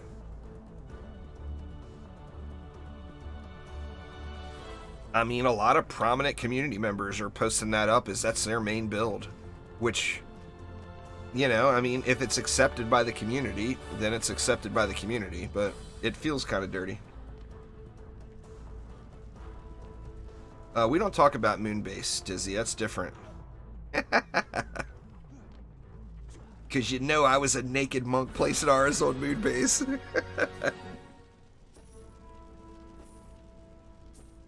Moonbase is in a league of its own because there was an era of several years in Dungeon Defenders 1 where Moonbase was the only map to grind for endgame loot. Now that's all different because of the CDT. But there was time. Pets, if you do a pet build, pets do serious damage. Citro, absolutely. You can do a pet build and it will put out damage equal to or similar to a hero. Now they're not going to do that much damage on their own or they would be ridiculously OP. Yeah, I mean the pets are not equal. There's pets that need work still. I tell you, the one pet that I just really wish they would at least double, maybe even triple the attack rate on, is that little wizard. I think the little wizard pet could be the coolest thing ever. And it attacks so slow that it just doesn't, you know, it's just not the same. Nah, it's exactly like DD1. I know you said you didn't play DD1, but it's everything in the game is going back to their roots. So other than the new stuff added into the game, everything in the game is based off of DD1. Mega Chicken needs a whole lot of help. I mean, that's like a free range chicken or whatever that could use some steroids, if you know what I'm saying. It's an organic free range chicken. And it needs that Tyson chicken treatment.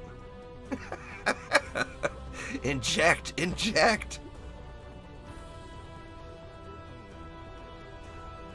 The original genie's here now, but it gives ability mana, not defense mana. In DDA, the mana is separate. There's ability and defense. It's not all one like in DD1. It was broken in DD1, broken OP. The CDT actually tried to fix it and the community was outraged and said, "Don't you dare touch my genie." I mean, it's not meant to load into a map and have the entire map fully upgraded in one wave. That's definitely not how the game is meant to be played. I mean, once again, I'm not saying bad things. When I play DD1, you know damn well I'm on my Jester with a genie. That's just how it is. Yeah, the genie in DDA is very good for ability users. So, like on my my DPS monks, I use a genie, and occasionally on my huntress I use a genie.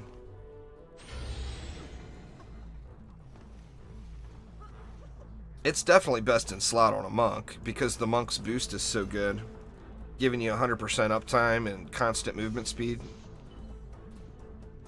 That's a big deal, you know, no doubt. That is a big one. The genie pet, it drops from ramparts or from the throne room boss. Oh, you're talking about the Corgi. This is a giveaway pet that they give away during their developer streams on Fridays. The golden Corgi. It's worthless. It's a cosmetic collector's item. It's not something you want to use. All of the special giveaway pets are something that don't add any power. There's something that you just have just for collection purposes. Speaking of, it's getting close to time for another Juicy Fruit pet giveaway here too. I'm not going to give one away today, but I'll probably be giving away some soon. Yeah, I still play DD2. I'm doing Ancient Power resets kind of casually right now. Most say it's useless except one person. That's fair. You've never heard of DDA? Well, now you have. Shelly Lynn. What's going on there, Shelly Lynn?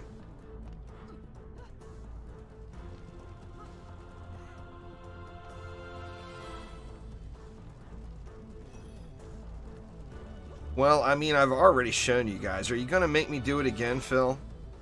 Alright, Phil's going to make me do it again because he's that away.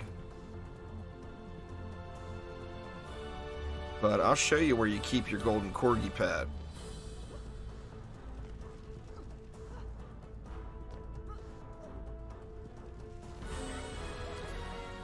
So what you do, the first thing is you create a new apprentice. You name that apprentice Trash Tier Loot.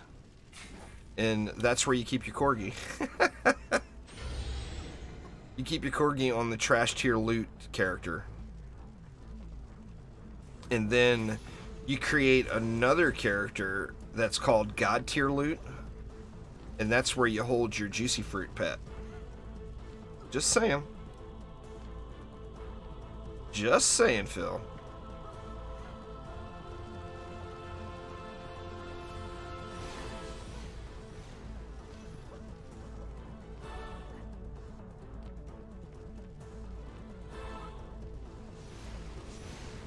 Wave 23. Look at us go. Looks like the Delphs are making it pretty far down the lanes on this one, though.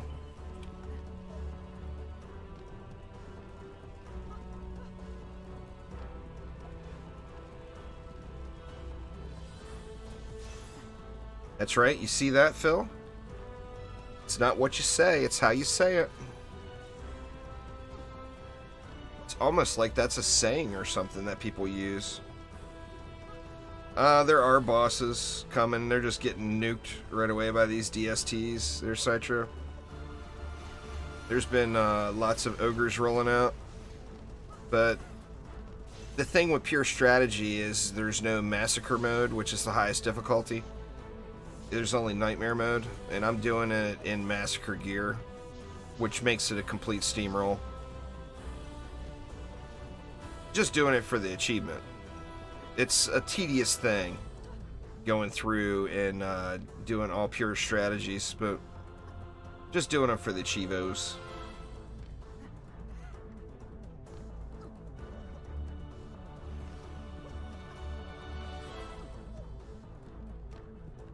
Because I've already played DD1 into the ground there, Nekarat, and I want to play something new. This isn't DD1, it's a different game altogether. So, I mean, there's nothing wrong with playing DD1, but I've played DD1, and there's really, other than dice pets, there's nothing for me to do in DD1. There's plenty for me to do in DDA, like pure strategy right now. Oh, well, I mean, if you've never played DD1, you should play DD1. If you've never played DD2, you should play DD2. I mean, they're great, great games. So, I mean, if you've never played them, you should try them out.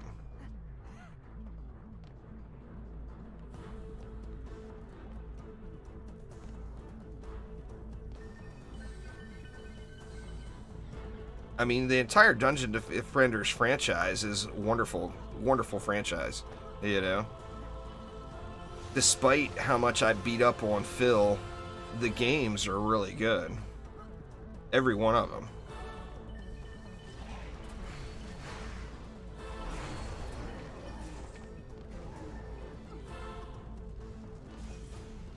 But yeah, play them all, man. Sometimes it's just nice to go back and play a game you haven't played in a while. That's the beauty of some, like this currently, we do live right now in the era of remasters, right? How many game remasters have come out over the last 2 years of older games? And only one of them is really badly received. Warcraft 3. You know, Blizzard managed to really drop the ball on Warcraft 3. But besides that one, just about every other remake that's come out is just very, very heavily received. When they did the high definition versions of Borderlands, I played back through Borderlands 1 and 2. I didn't do the pre-sequel yet, but I did play 1 and 2. Time for a DDE remaster. DDE would need a complete do-over. What's going on there, Acidic Chaos? How you doing?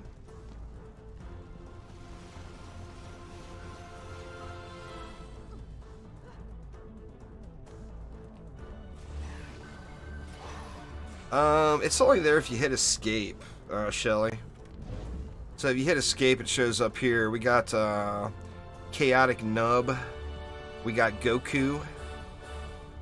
We got Sinbad, and then myself.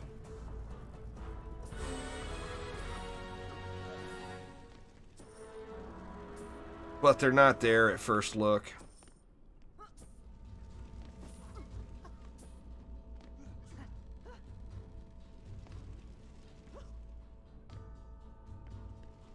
One of these days, I'll hit escape, and it'll say, Shelly Lynn. One of these days. I guess we got to get a Switch for that, huh? Switch launch? Shelly Lynn will be on there.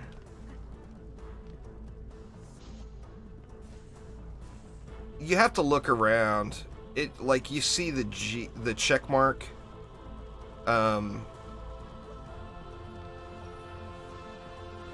When you're at the build phase, it'll show the check mark over their head.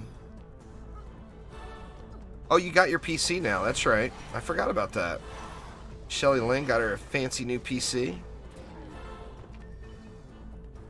She didn't bother with the PS5. She went right for the PC. That surprises me, Shelly. I'm surprised you didn't get a PS5 instead.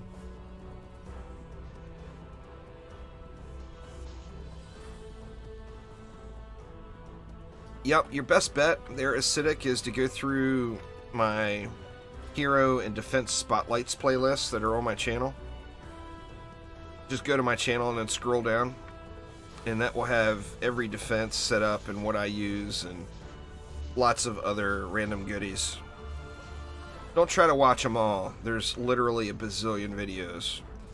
So just go through the playlist, look through the playlist, and pick and choose the things you're interested in. Or what am I saying? That's blasphemy. Watch them all. Watch all the videos. The main thing with DD2 is completely ignore mods until you've got every shard you need. DD2 is a game of shards. Mods are a secondary thing that you don't even need through a large portion of the game. Until you start climbing into the hundreds of floors in Onslaught, all you need is shards. So shards first, then mods.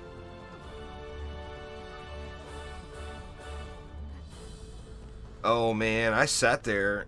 My wife would have thrown a fit if it would have went... Well, she would have thrown a fit, but she would have smacked me down if I would have actually succeeded. But I was on all those websites the last few days trying to get a PS5 added to cart.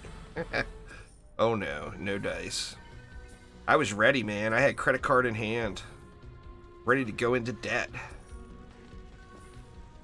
In all reality, although I think more of my friends, like real life friends, are PlayStation players, I think the Series X will be in our lives prior to a PS5. I mean, my wife uses the Xbox daily, you know?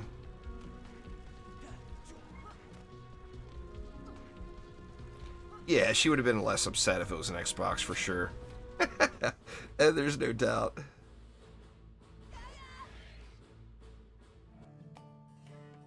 Alright.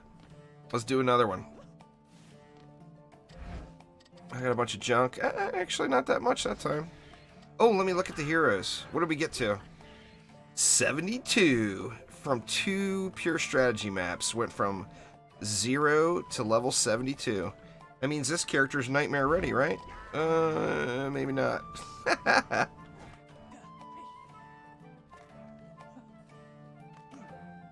Yeah, I saw that post, Theta. Alright, let me set the deck up again here. I don't even think did I use the EV on the last one? Oh, yeah, I did.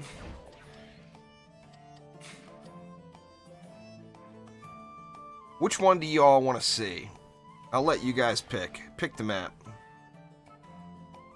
Or does anybody need a specific pure strategy map? Where am I at?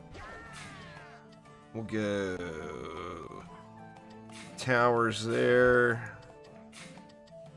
Traps here. And Aura's here. Anything in particular? Any particular map y'all want to see? Is that Dylan?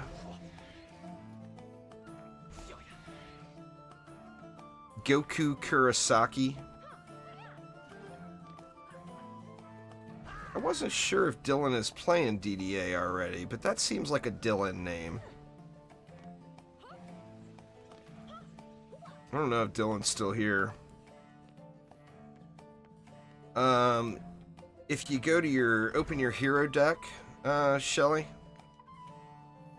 Oh, that's Mr. Jones, okay. And you go to change a hero and you see your hero list, you can go over here and go to customize hero and choose a skin or change the color channels, etc.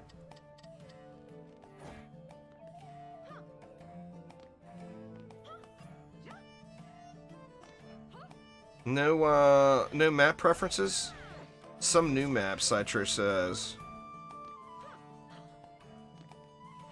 What do you guys think? What new map should we show Citro? Tornado Valley. There we go. That's a good one. Good call there, Phil. Good call. Tornado Valley it is.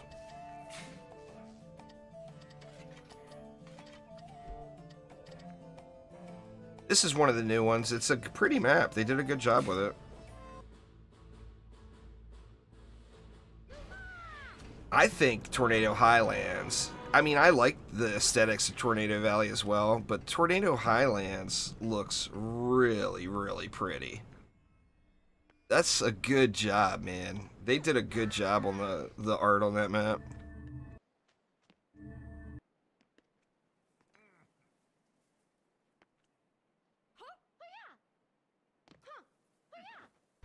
Yeah.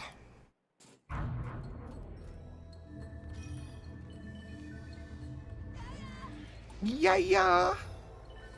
I still swear that sounds like Dave Chappelle. I really think it does.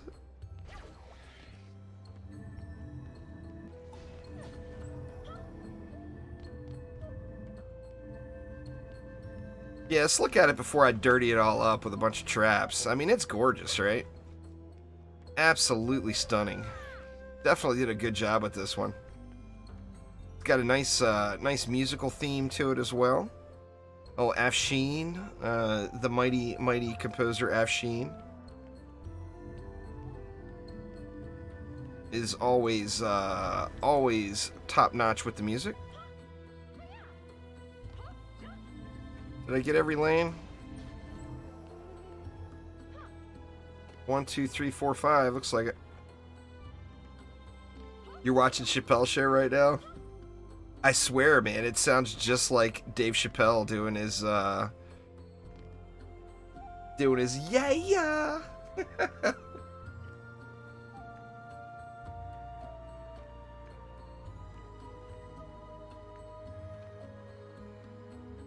This is so awesome. What's going on, Xerox? How you doing?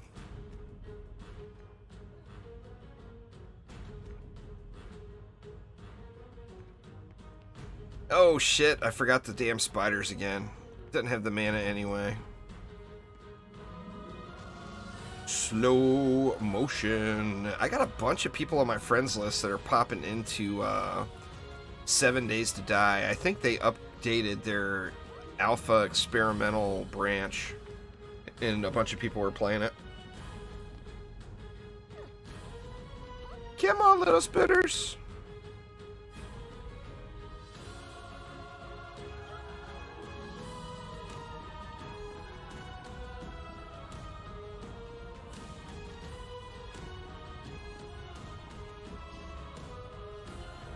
One more. Oh, actually, there's a couple more. There's spitters over there, too. Oh, 7 Days to Die is a wonderful game. I'm just wondering if it's going to come out of early access and launch in my lifetime. It's a glorious game. You know, that Night of the Dead game, it's a 7 Days to Die clone, no doubt. But they made it more base building, tower defense-y. Like, you can path the enemies and stuff. It's super cool. Now, on that same note, when I load in to play it, it usually just makes me want to play 7 Days to Die instead. But 7 Days to Die is a great game. I mean, they could have launched that game so many times over, and it would have been a good game. But I mean, obviously you can't launch it till you're happy with it, and they're not happy with it, so.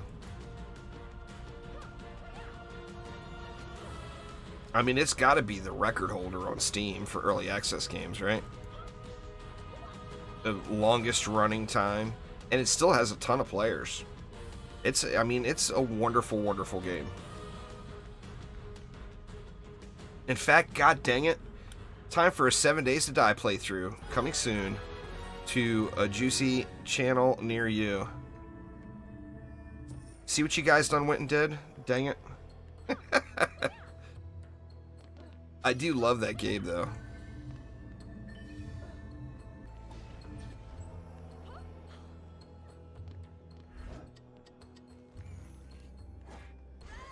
Alright, where do we want to put our DSTs at? Let's go, well, we only got enough mana for 3. We'll go 2 that way. And then eventually we'll go 2 this way. Needs more juice.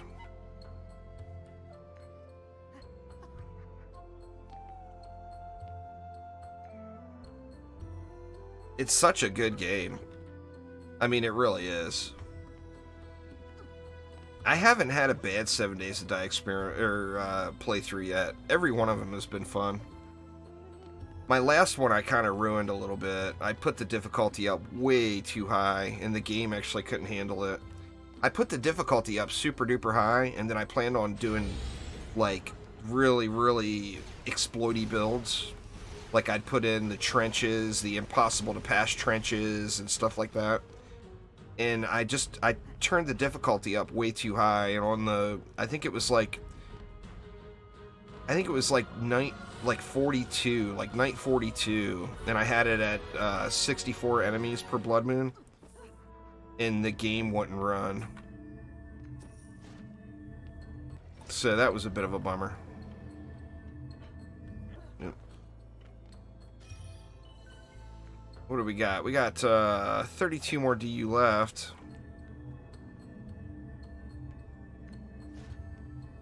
I mean, we don't really need buff beams. We can just go all DSTs. Let's just do that.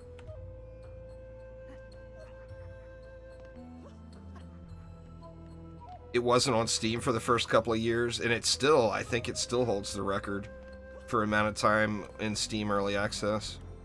As far as Steam games go. I'm not positive on that, but it's got to be close, right? I mean, it's been a lot of years. And I mean, besides like optimization, I really think that the game was probably in a launch state where they could have easily launched the game several times. Alright, we'll change our deck up after this wave here. But yeah, such a great game.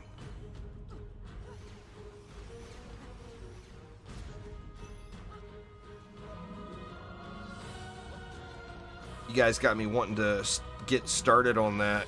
I'll probably do it Let's Play style, and maybe do a few live streams in the mix. And play on that experimental build.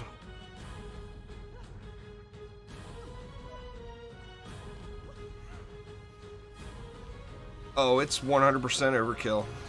Stage 1, there's 0 doubts. That is definitely a little overkill. December 13th, so we're coming up on the 7-year mark. Holy shit. That's a long time. Alright. Gotta get all trash tier loot in there. And we'll get useless. And then Big Grill and Shorty.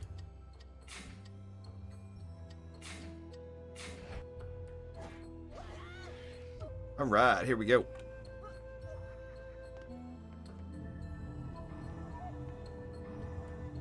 What's more overkill than 6 bazillion DSTs? 6 bazillion upgraded DSTs.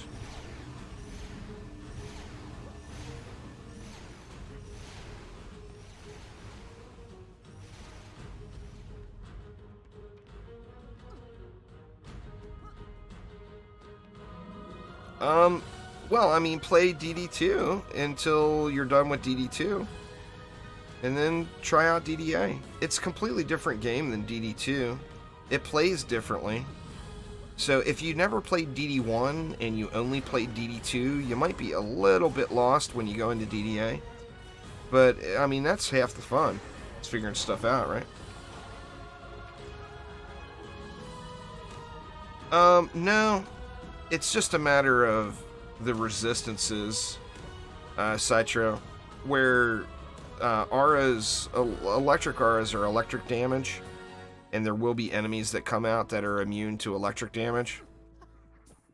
Explosive traps are physical damage, and there won't be any enemies that are immune to physical damage.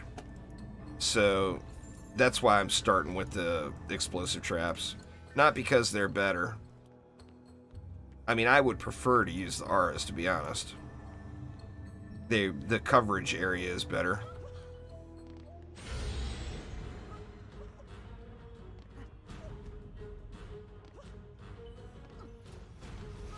But yeah, using this to handle the immune enemies.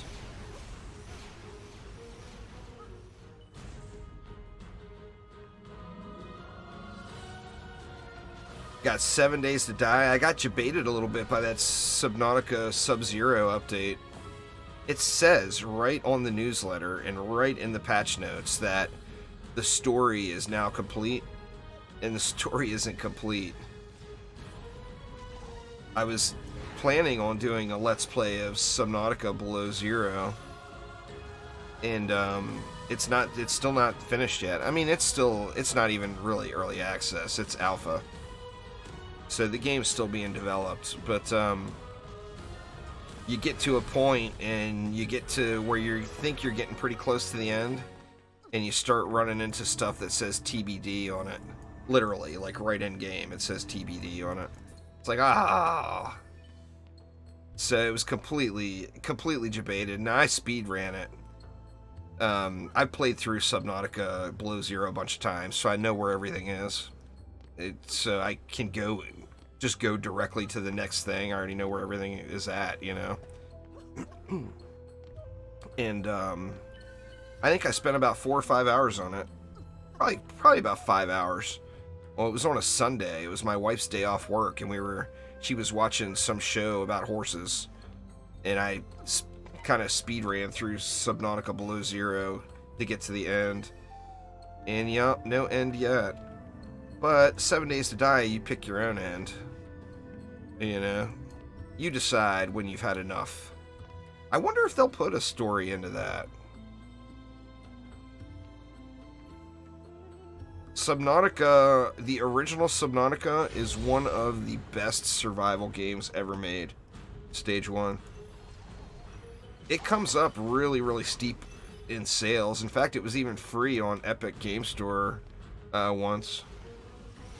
It is literally one of, if not the best straight-up survival game ever made. Just absolutely amazing game. And so, you know, of course, high hopes for Below Zero, too.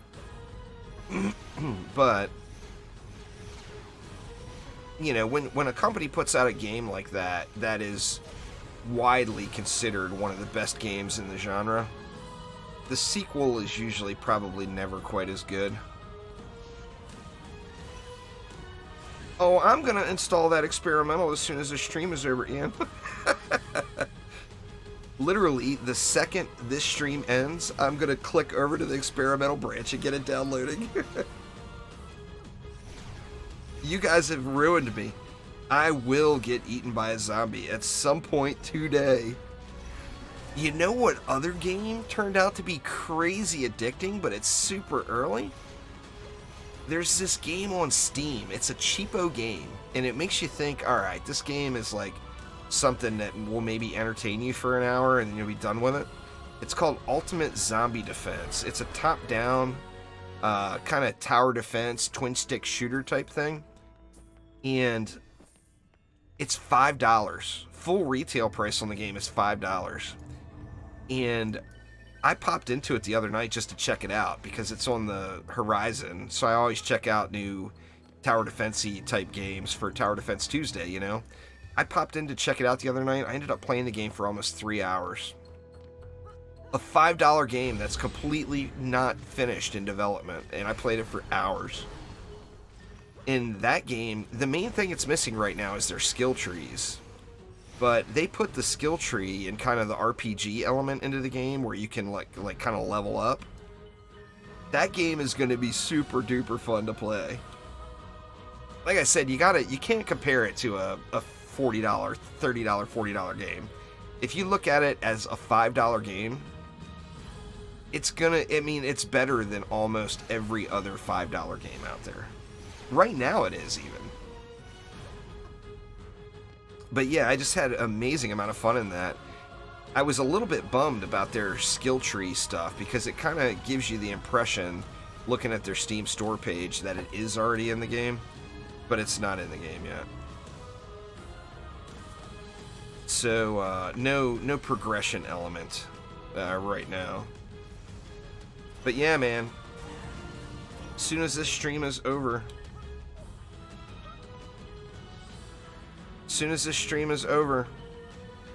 experimental alpha, what is it, 19.3 experimental or something like that? Oh, it's going to be downloading. You guys did it to me. I was going to do a Night of the Dead playthrough, but it's still a little bit buggy. Night of the Dead is going to be really good too. It's a straight up 7 days. It's a 7 days clone. There's no doubt. But one thing that they did, in my opinion, a little bit better than 7 days, the exploration and stuff is not as good as 7 Days to Die. But one of the things they did better than 7 Days to Die is the mob pathing. Yeah, I'll probably stream some 7 Days. I've streamed it a bunch of times before. I mean, I'll probably do a mixed series on it and just do kind of a Let's Play type thing. And do like half in edited videos and half on stream. It's a super game. It's a great game. And I haven't played it since, I think my last playthrough was Alpha 18.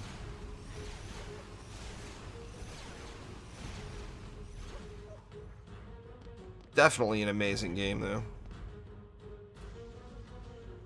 Yeah, Alpha 18, I went to, I spent a lot of time on a base, and I went super high difficulty. Like, I didn't go on the highest, as far as the game difficulty goes, but I went to the second to the highest game difficulty, and then I, made it so it was either 64, I can't remember, it was either 64 or 128, Blood Moon zombies. And then I went to one of those military bases with the missile silos and completely took it. I cleared it out and then took it over as my own and turned it into a ridiculous base and made it to like, I want to say like day 42, and then the game wouldn't run anymore. It was just crashing every time it got dark.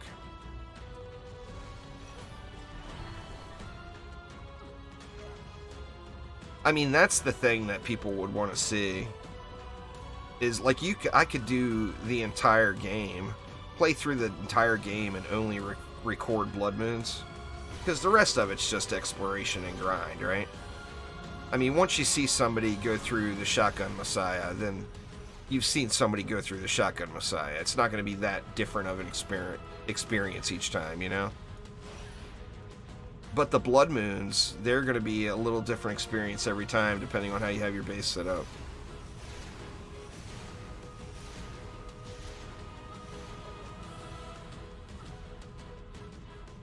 That's pretty awesome, Ian. That is pretty awesome.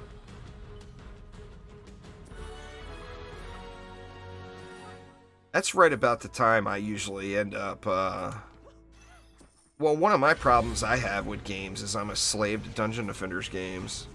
No matter what I'm playing and no matter how much fun I'm having, an update will come out for a Dungeon Defenders game, and I completely forget everything else that exists in the world, and I grind Dungeon Defenders like a madman for several weeks. And that's how almost all of my playthroughs of every game end. I made it to the end of Graveyard Keeper. Was it last night?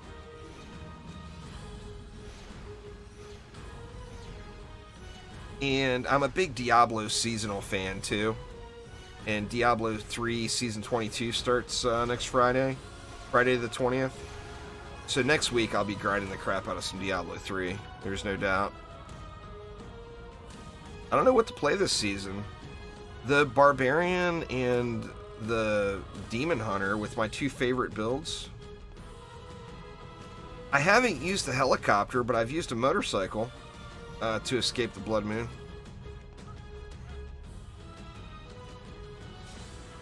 Just drive in one direction. It's so cheaty. Just kite the mobs around.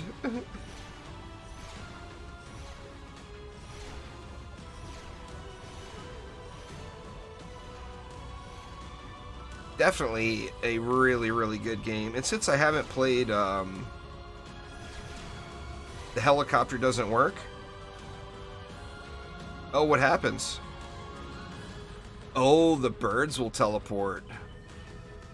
Yeah, see, I think with the motorcycle, you're relying on pure speed. Just escaping them.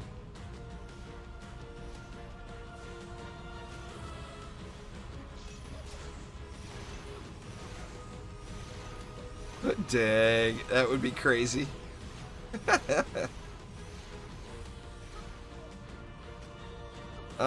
Mixed mode is better than survival on all maps, Jake. It's a loot thing. It's 6% better loot. It's like 20% more experience. Pardon me. So, I mean, if you're capable of doing the mixed mode variant, you should always do mixed mode over survival on whatever survival map you're doing.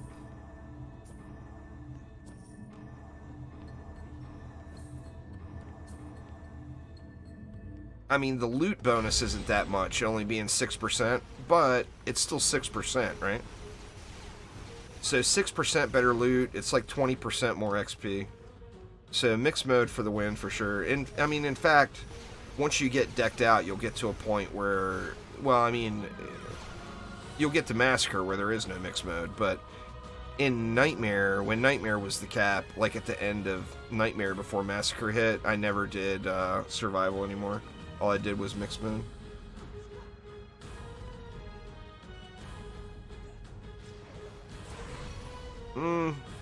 That would probably be a little bit of a waste of time, to be honest with you, Jake.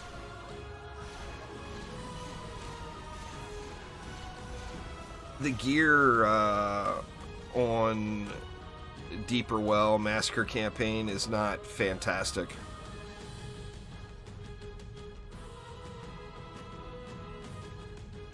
It is just definitely not fantastic at all.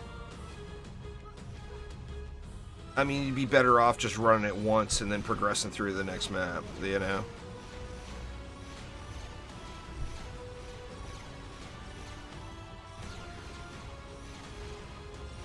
You can see the loot modifiers have all been data mined for all that stuff. Matter of fact, I'll look at it real quick while this is running. Let me see if I can find it.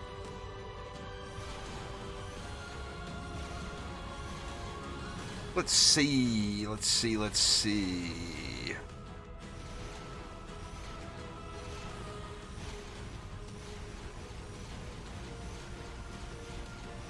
Okay. Loot. Where are you?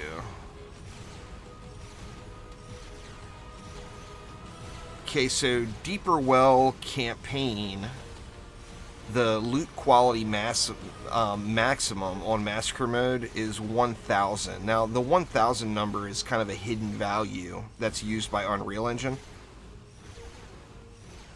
But Deeper Well Massacre, the loot cap is 1,000. Where, if you compare that to, say, Nightmare Survival, Glitterhelm is 1,047. So you're going to get better loot just on a normal Glitterhelm Nightmare Hardcore Survival. Not even doing mixed mode. And mixed mode is going to be better than that. You're going to get better loot on Glitterhelm Survival than you will in Massacre Deeper Well campaign. So yeah, that I wouldn't suggest you do that.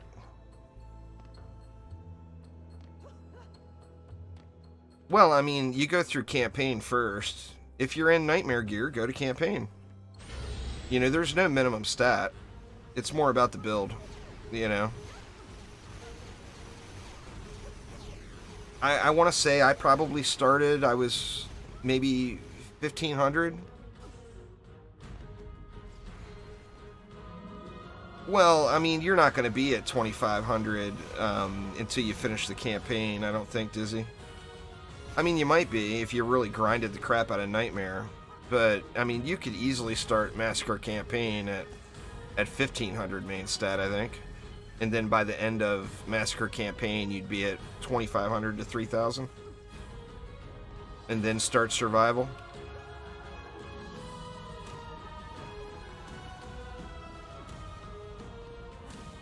You gotta remember that a player going through it now isn't gonna have that grind time. You know, where when, like, we've been playing it all the way through the beta and early access, so, like, when Massacre hit, we had already spent 100 hours grinding Nightmare, you know? Where a player that's going through it now, it's a different experience. Yeah, your 2K main stat, you're good to go, man. It's more of a, it's not about your stats, it's more about realizing that it's no longer a tower defense game. I mean, I hate to say it. Massacre mode is a shooter, period. When you're breaking in, now, obviously, once you get all decked out in Massacre gear, and then you're at the end, then yeah, you could start doing tower defense stuff again. But Massacre mode is all about the shooter. So, you want to counter the elements. So, ideally, if you have 2 players in your group, have 1 physical and 1 fire, or 1 electric damage.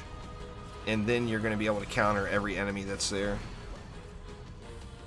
But when you're first breaking into Massacre, it's all about setting up as much crowd control as you can and mowing down all the lanes with your hero. It sucks. It's a terrible, terrible balance. I don't want to say terrible design, but I'm not a fan of the design either. I mean, everything about Massacre mode just takes away from the tower defense aspect of Dungeon Defenders Awaken. And I personally play it for the tower defense aspect. I know, and like I said, I know everybody's entitled to their opinion, but that means I'm entitled to mine too. And that's my opinion. Yeah, sorry to keep you all up late tonight. This will probably be my last map here. We'll get through this one here, and then I'm going to start getting some... Well, I got to download the Alpha Experimental, because you guys done ruined me with this 7 Days to Die. Must play 7 Days to Die now. So I'm going to download the Alpha Experimental, but then I got to get some recording done tonight. I'm actually kind of excited to jump into some 7 Days now. I was on the fence about it, and you guys kicked me over the rest of the way.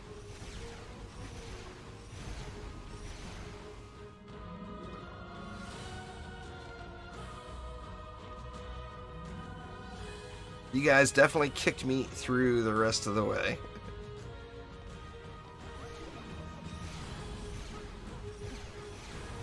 And remember, too, when you're just breaking into Massacre mode, there's no shame in turning hardcore off. You want to play with hardcore, but when you're just breaking into it, there's no shame in turning that off. So don't feel like you have to do hardcore when you're just breaking into the tier.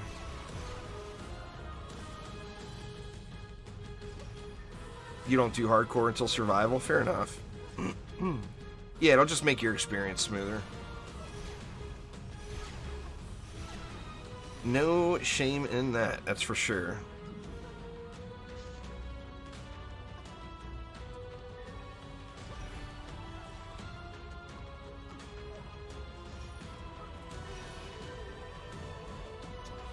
Yeah, like in Nightmare mode, the Huntress can out-DPS the Monk. In Massacre mode, the Monk has pretty damn good scaling.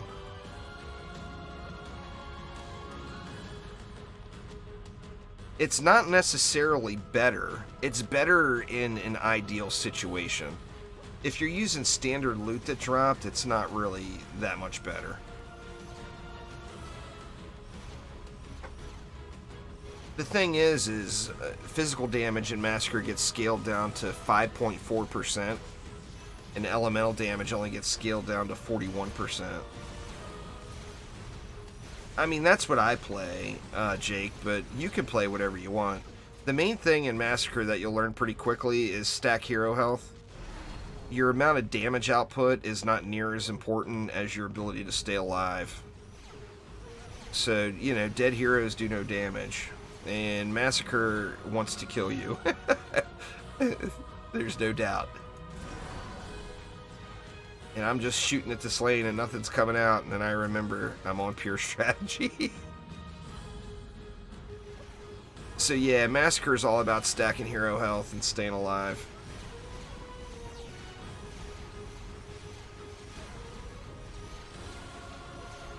Massacre mode wants to kill you.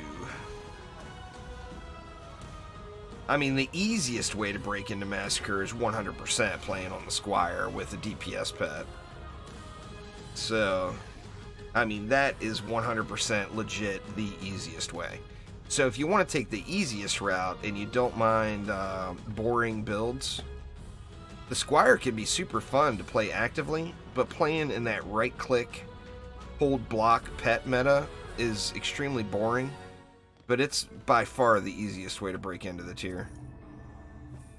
You got to get used to jumping to kill copter ogres, but besides that,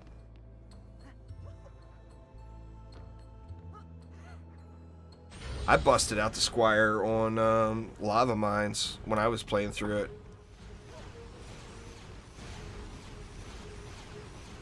It's boring, but it's a matter of, do you just want to get through the game mode, that way you can start grinding on survival, or do you want to play the game and have fun? Like, if you've got a friend to play with and you guys are playing through the game and having a good time, 100% play the heroes you want to play and enjoy your experience.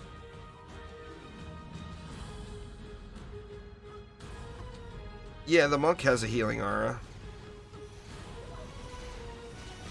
Its hidden benefit is better than its main benefit. The hidden benefit of the healing aura is spiders won't web you. You've been solo the whole time? Fair enough. So I mean, it's pretty much you choose your own adventure. That's the problem with a lot of us grinder type people lose out on, is we lose out on the experience of enjoying the game and going through the game, because it's always such a rush to get to the end.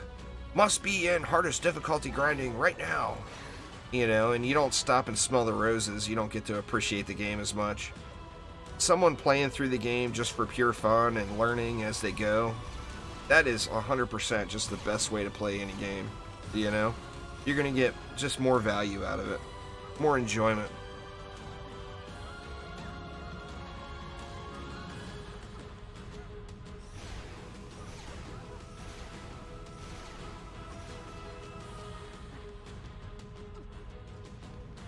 This map runs slow is the only problem with it. It's a really gorgeous map, but if you look wave 13, 3100 mobs, and they just come out super duper slow. So this map turns into a little bit of a grind. Well, I mean, you're going to have a whole lot of grind ahead of you there, Jake. Don't let 1.2 change your experience. You know, that in 1.2 there will be a large resurgence in players again. A bunch of people will come back to the game and be playing. Like right now, it's, you know, there's not a whole lot of people online playing, so it's harder to find groups. But 1.2 hits and, you know, it'll be back over 1,000 players during peak times during the day. I'm really excited to see how many people snag it on the Switch. I'm super stoked about it releasing on Switch. I think it's just going to be good for the game overall.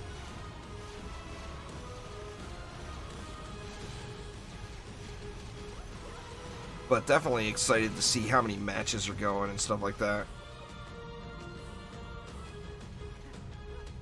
That's a great tip, really, for any game, Hapson. I mean, if you look at literally any game out there, that's like the best tip ever.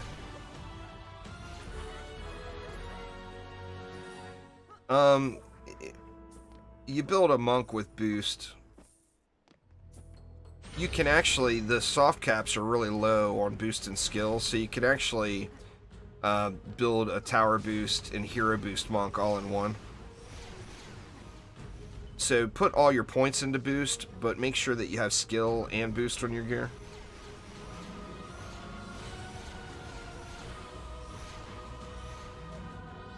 But yeah, the thing with the monk in Massacre is boost does scale the elemental damage, and elemental damage, you know, you get 41% of your elemental damage versus 5.4% of physical damage. It's pretty handy on the Huntress too once you get endgame geared, because you get a Spitfire. It's an elemental weapon. You don't want to upgrade the physical damage on the Spitfire. The whole benefit of the Spitfire is it has really good elemental scaling. Not poison, Jake, is the answer there. There's not really a best element, but you don't want ever to have poison. Like, I personally always use Storm. Well, I use Fire because that's where the best weapon is. Once you get through Massacre campaign, like, the only map that you might want to consider doing over again and grinding a little bit is the Summit. And it's because it drops the best weapon in the game for the Huntress or the Monk. And in fact, a decent rolled Huntress or Monk weapon from the Summit from Massacre campaign, you won't actually replace again until you can do Massacre Survival Summit. It's that good. It will outclass everything in survival mode, assuming you get a good roller course.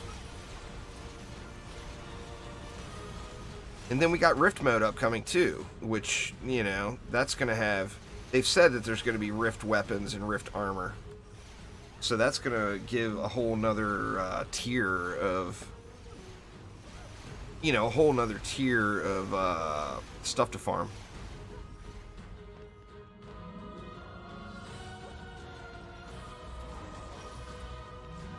But yeah, just never go poison. The reason being is the Siren, the special enemy for Massacre, gives a debuff to all of the enemies around it, making it so that, you know, if it's a poison Siren, for example, then all the enemies around the Siren will be poison immune. And you're going to be using crowd control pretty heavily. And the two best crowd control elements in the game are the Ensnare Aura and the Gas Trap. Well, the Ensnare Aura and the Gas Trap are both poison. So you don't want to have a poison weapon as well, or you're going to have enemies rushing through your crowd control that you can't do any damage to. And, you know, that's a deal breaker, right?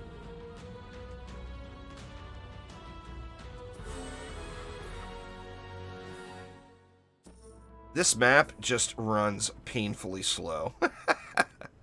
It just does. It feels like such a damn grind to get through this map. It's so long.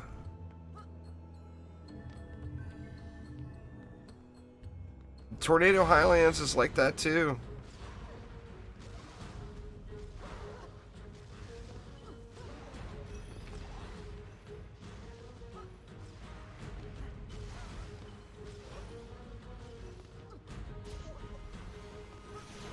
Feels like the mobs should come out quicker.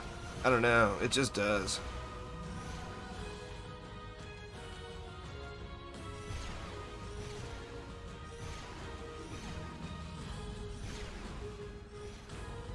I would use, if the electric one has projectile upgrades, or it already comes out at 4 projectiles, I would use that one personally.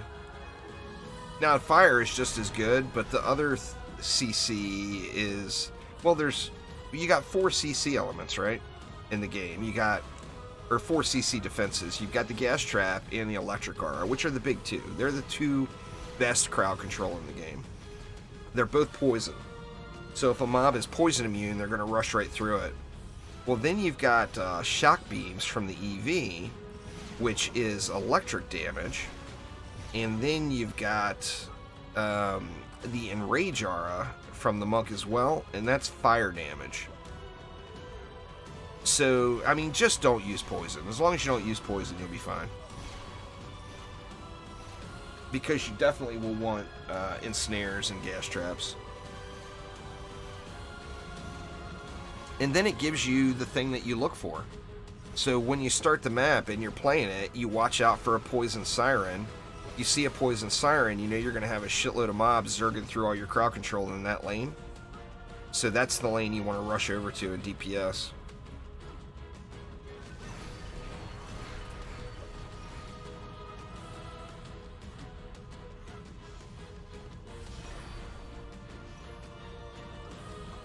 Yeah, boss weapons. Just boss weapons in general are, you definitely want the boss weapons. The boss weapons are the best weapons in the game. So, you go through, you get your first boss, Alk Labs. The best weapon from Alk Labs is, without a doubt, the Huntress gun, or crossbow. Skill is really low. Boost is like double that. It's not a cap, it's a soft cap. So you'll be way over it. Like, I think on my monk, now I'm decked out of course, but my monk is like, I want to say like 5200 boost and like 2500 skill. And I've got points dumped into boost, but nothing into skill.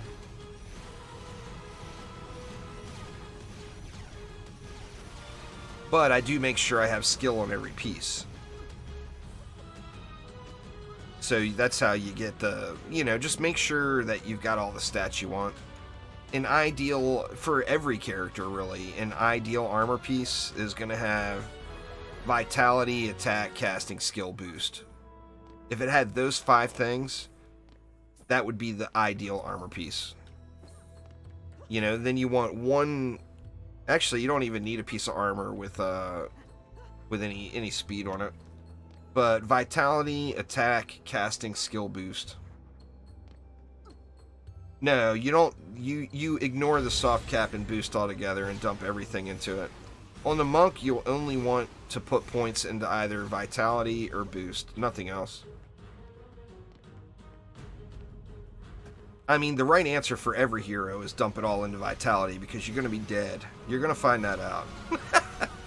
Just stay alive. Dump it all into vitality.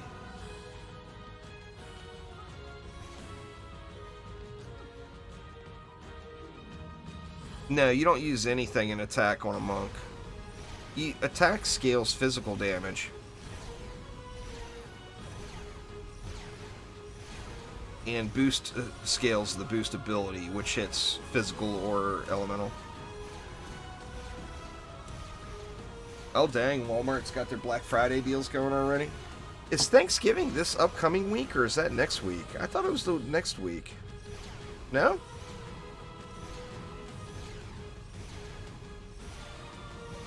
It's this week incoming, right?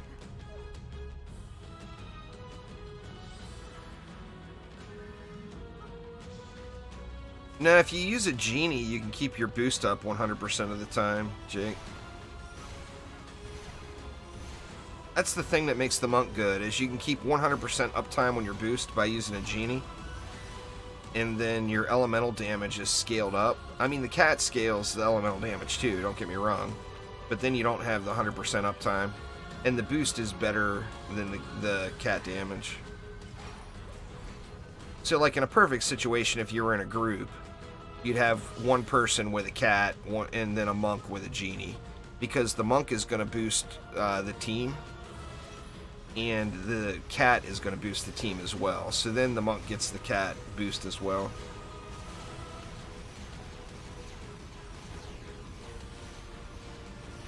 Oh man, the weather's starting again. I don't know any of y'all that were here yesterday for yesterday's Riftbreaker stream.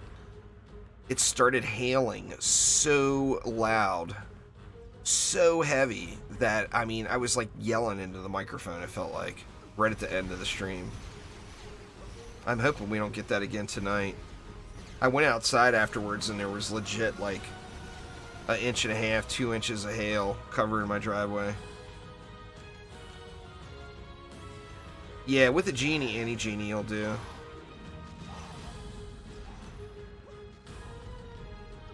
I mean, even an insane mode genie, I think, would do.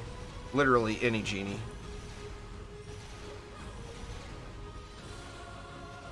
Well, maybe not insane mode. Maybe that's pushing it.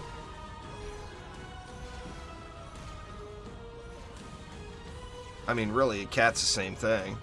A cat, any cat will do. Is it a good rolled or a bad rolled cat? If it's a good rolled cat, it'll work. My highest rolled cat is actually a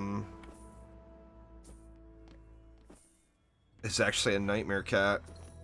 But I got so much stat on my massacre cats that I use them anyway. Just for the health alone.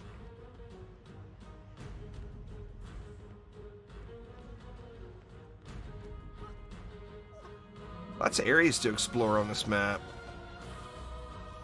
Not that one, though. It don't want you up there. I was hoping to try to cheese my way up to the top of that thing.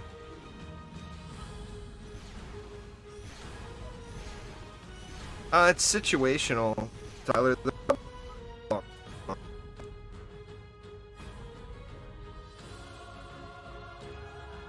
Starting to dwindle.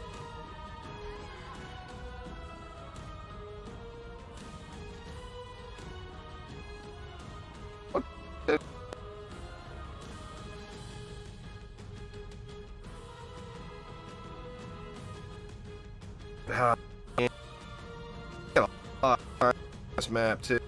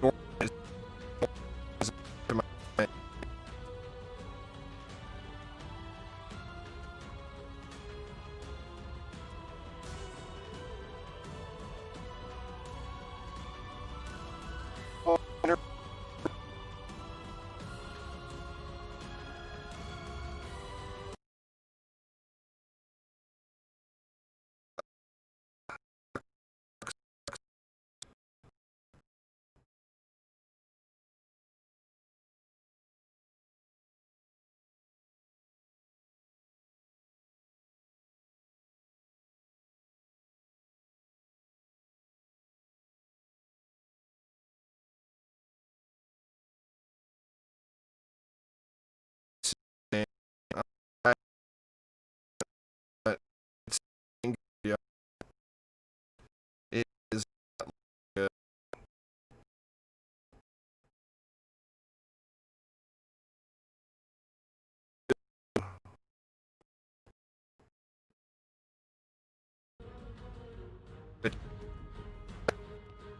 And see numbers.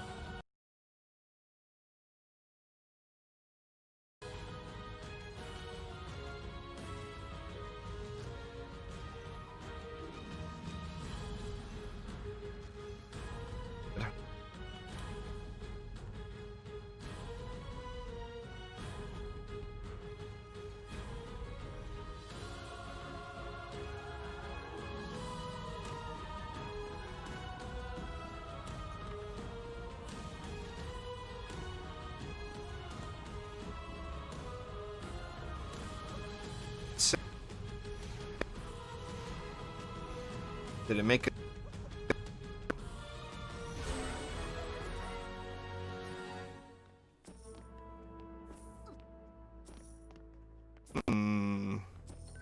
We'll give it one more shot. Like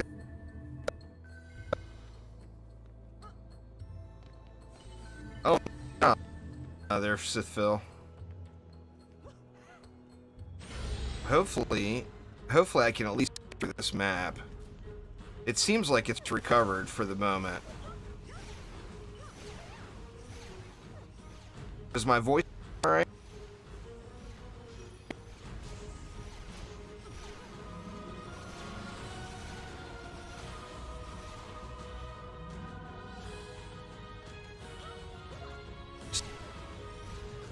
Ugh.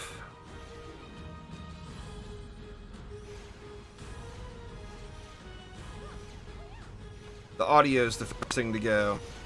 Frame drops happening.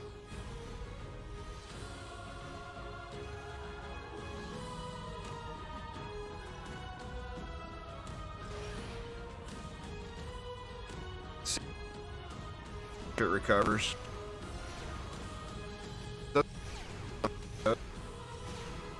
I'm assuming storm related badly.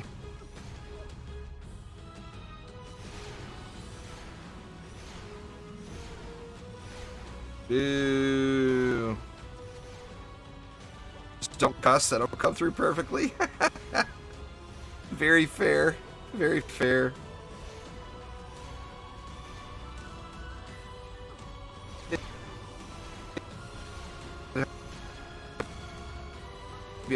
The map.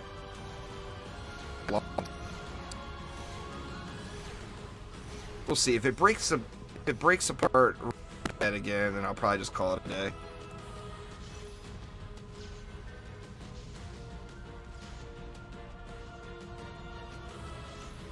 Well, welcome there, King Snorlax. She got here right as my game is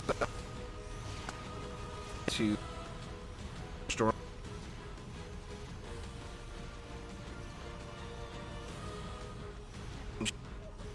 Sir,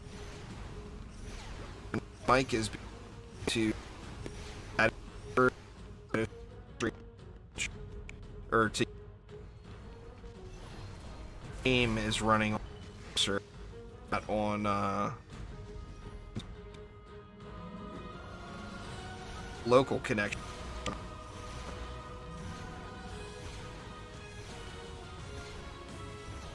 Yeah, it's anyway. Apologize, but gonna have to update. Connection is just anyway. That's on everybody, and I'll call next time.